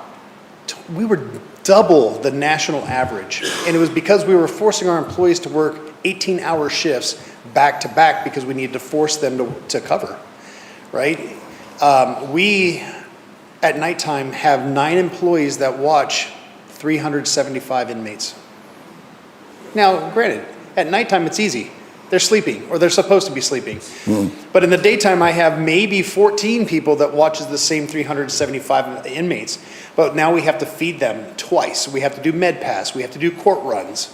We have to do transports. I mean, there's a lot happening, and I only have 14 people to do it. So it's not safe for us. It's not safe for the inmates. And really, if we have a major critical incident inside the jail, how much is that going to cost us? Right? So there are a lot of factors that come into play, and it's just a matter of finding solutions to mitigate it. This is the time. And like I say, we've talked it.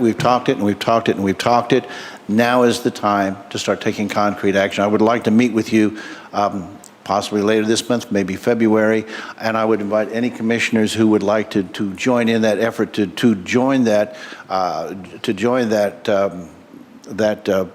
I think that those meetings are going to have to be made to get going, and we need to have a plan. We need to be moving forward. I think it was great that we had the LRC came about, which is something I think we can all be very proud of. That also, I think, gives us a taste of how difficult this project is going to be, because it will no doubt be beyond the term of service that many of us sitting here today are going to be able to last through. So we owe it to those people who will be sitting in these seats in whatever number of years to have them a good start and to start really getting that into the public consciousness and getting off of our backsides and doing something about this. It is high time. I'm ready. And I also want to say thanks again for everything that you do, and a shout out to all the Clay County employees that help make Clay County awesome. So. Commissioner Johnson, did you have something you'd like to add? Oh, no, just real quick. I just agree with you, Commissioner Nolte. We need to get a jail moving pretty quick. I think this dovetails nicely with Commissioner Withington's suggestion we put more resources and money down in the western side, so maybe a jail in the western side of the county would be perfect. We'll see if we can work something out there. And then I'm also very hopeful that we don't hear you or our city or county prosecutor filleting us anytime soon over our budget. There's a lot that happens around us, and all I can say is we are not in the spotlight anymore. I'm not going to Cape Girardeau and people asking me, hey, how are the politics in Clay County? On the complete opposite corner of the state, they're watching us. We're not that anymore. A lot of times what I hear is, what's Clay County doing before they make a decision? So that's huge for us. And that's a big deal, because we shouldn't be making these decisions based on whose district or whose area. We need to make this on what is the best location for the safety of our officers, of our deputies, and what is the best use of the assets of the people of this county, because we're talking about a lot of money, and something like location has got to be serious, and it cannot be based on where one or other elected official is from, because, as I say, it's probably the completion is going to be beyond the tenure of maybe everybody on this commission. So we need to be looking at this, divorcing ourselves from the politics of it. Well, I sense some humor in the back and forth, with Western District, but I think what covers it all is state statute says that if we have a court associated with 7th Circuit, it shall be in the county seat. so it's going to be in Liberty. Now, I hope that we can renovate the current courthouse and the current jail, because I think that'll save taxpayer dollars. Also, it will maintain a very prominent presence in the county seat. And then we can build something off-site to help operations. So yeah, but even with the off-site jail, the idea is to have at least 1 to 3 courtrooms out there to continue to process people a lot faster than what we're doing now. Now understand, I'm asking for people, but let's not forget about the prosecutor's office. He's gonna need a tremendous amount more APAs, associate prosecutors, right? So yeah, it's kind of like 2 in 1. Don't forget about the judges. Don't forget about the future judges that we're eligible to have. I think in the next 5 to 15 years, we're anticipated to have 2 to 3 more judges in 7th Circuit. So yeah, there's a lot to consider. We do need to be looking at those kinds of considerations, and like you say, on the site that we have, one advantage is we own the property.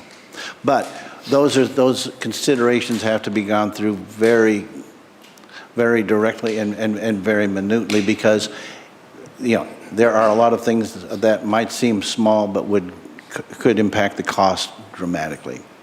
Commissioner Withington.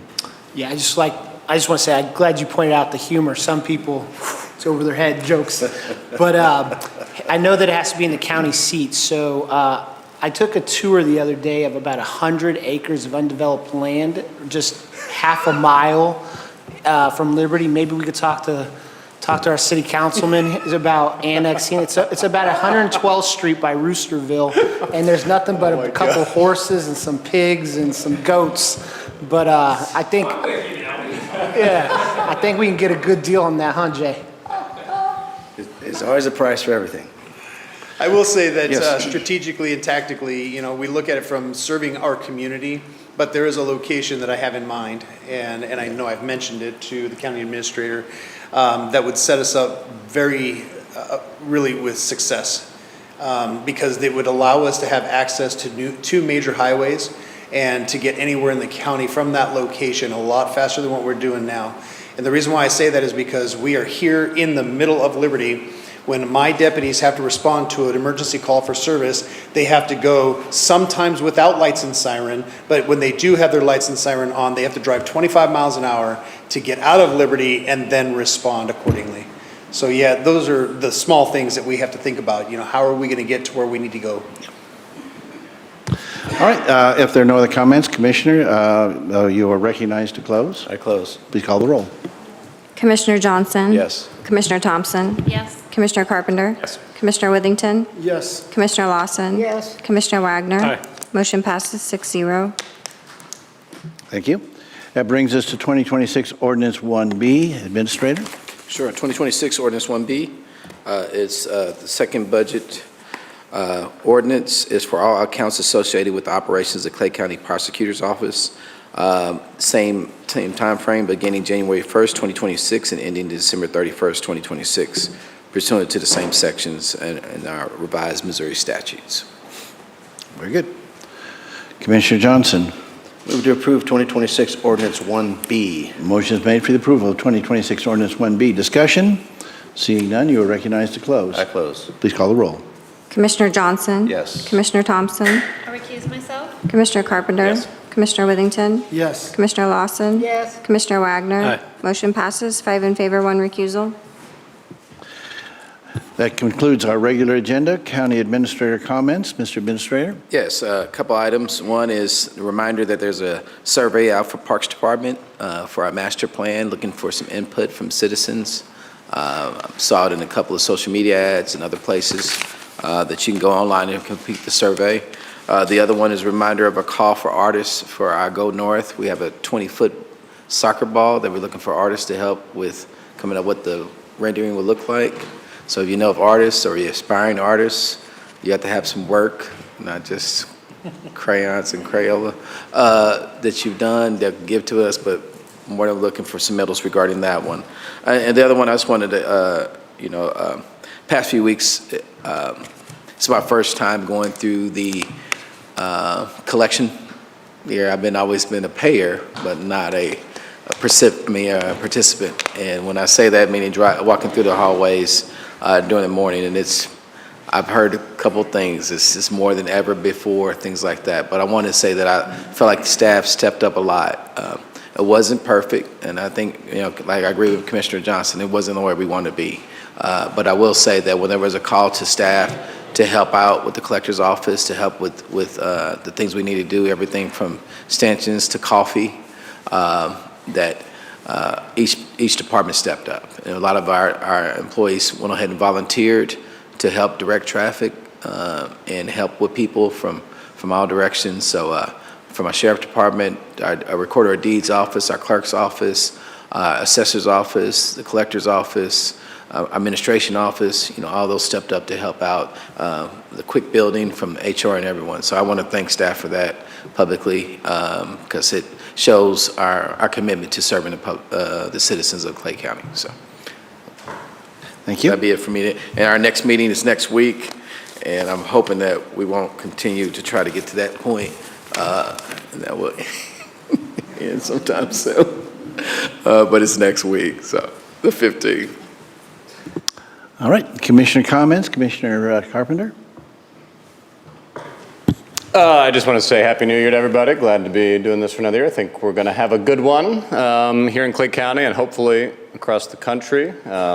Just keep everybody doing their part to make the country a little bit better, and encourage others to do so too, please, because we all are in this thing together. And so the more we can work together and see each other and understand each other and try to love each other, the better.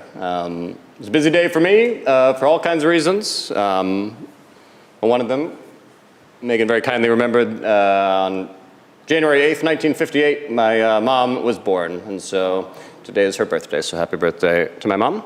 And like I said, look forward to a wonderful year with you all. Commissioner Thompson? Commissioner Johnson? Yeah, first of all, congratulations to our county administrator, David Hodges, for getting past his first budget, right? This is the first budget you've gone through with our county, so congratulations to him, and also to the others that are involved, Victor and all the staff that were involved in that. But it was his first time through, and he did a great job, so congratulations and thank you. Commissioner Wagner? Commissioner Lawson? I do want to wish everybody a Happy New Year. I think this could be the best year we've had thus far. There's a lot that's going to be going on, elections, so hopefully that all turns out well. I want to make sure that as we proceed from this point forward, I want to make dead certain sure that and this is just me personally, I don't know how the rest of my fellow commissioners feel. I want to know what's going on in the collector's office as we proceed with looking for new software and things of that nature. I don't ever want us to have to go through a mess like we've gone through this time.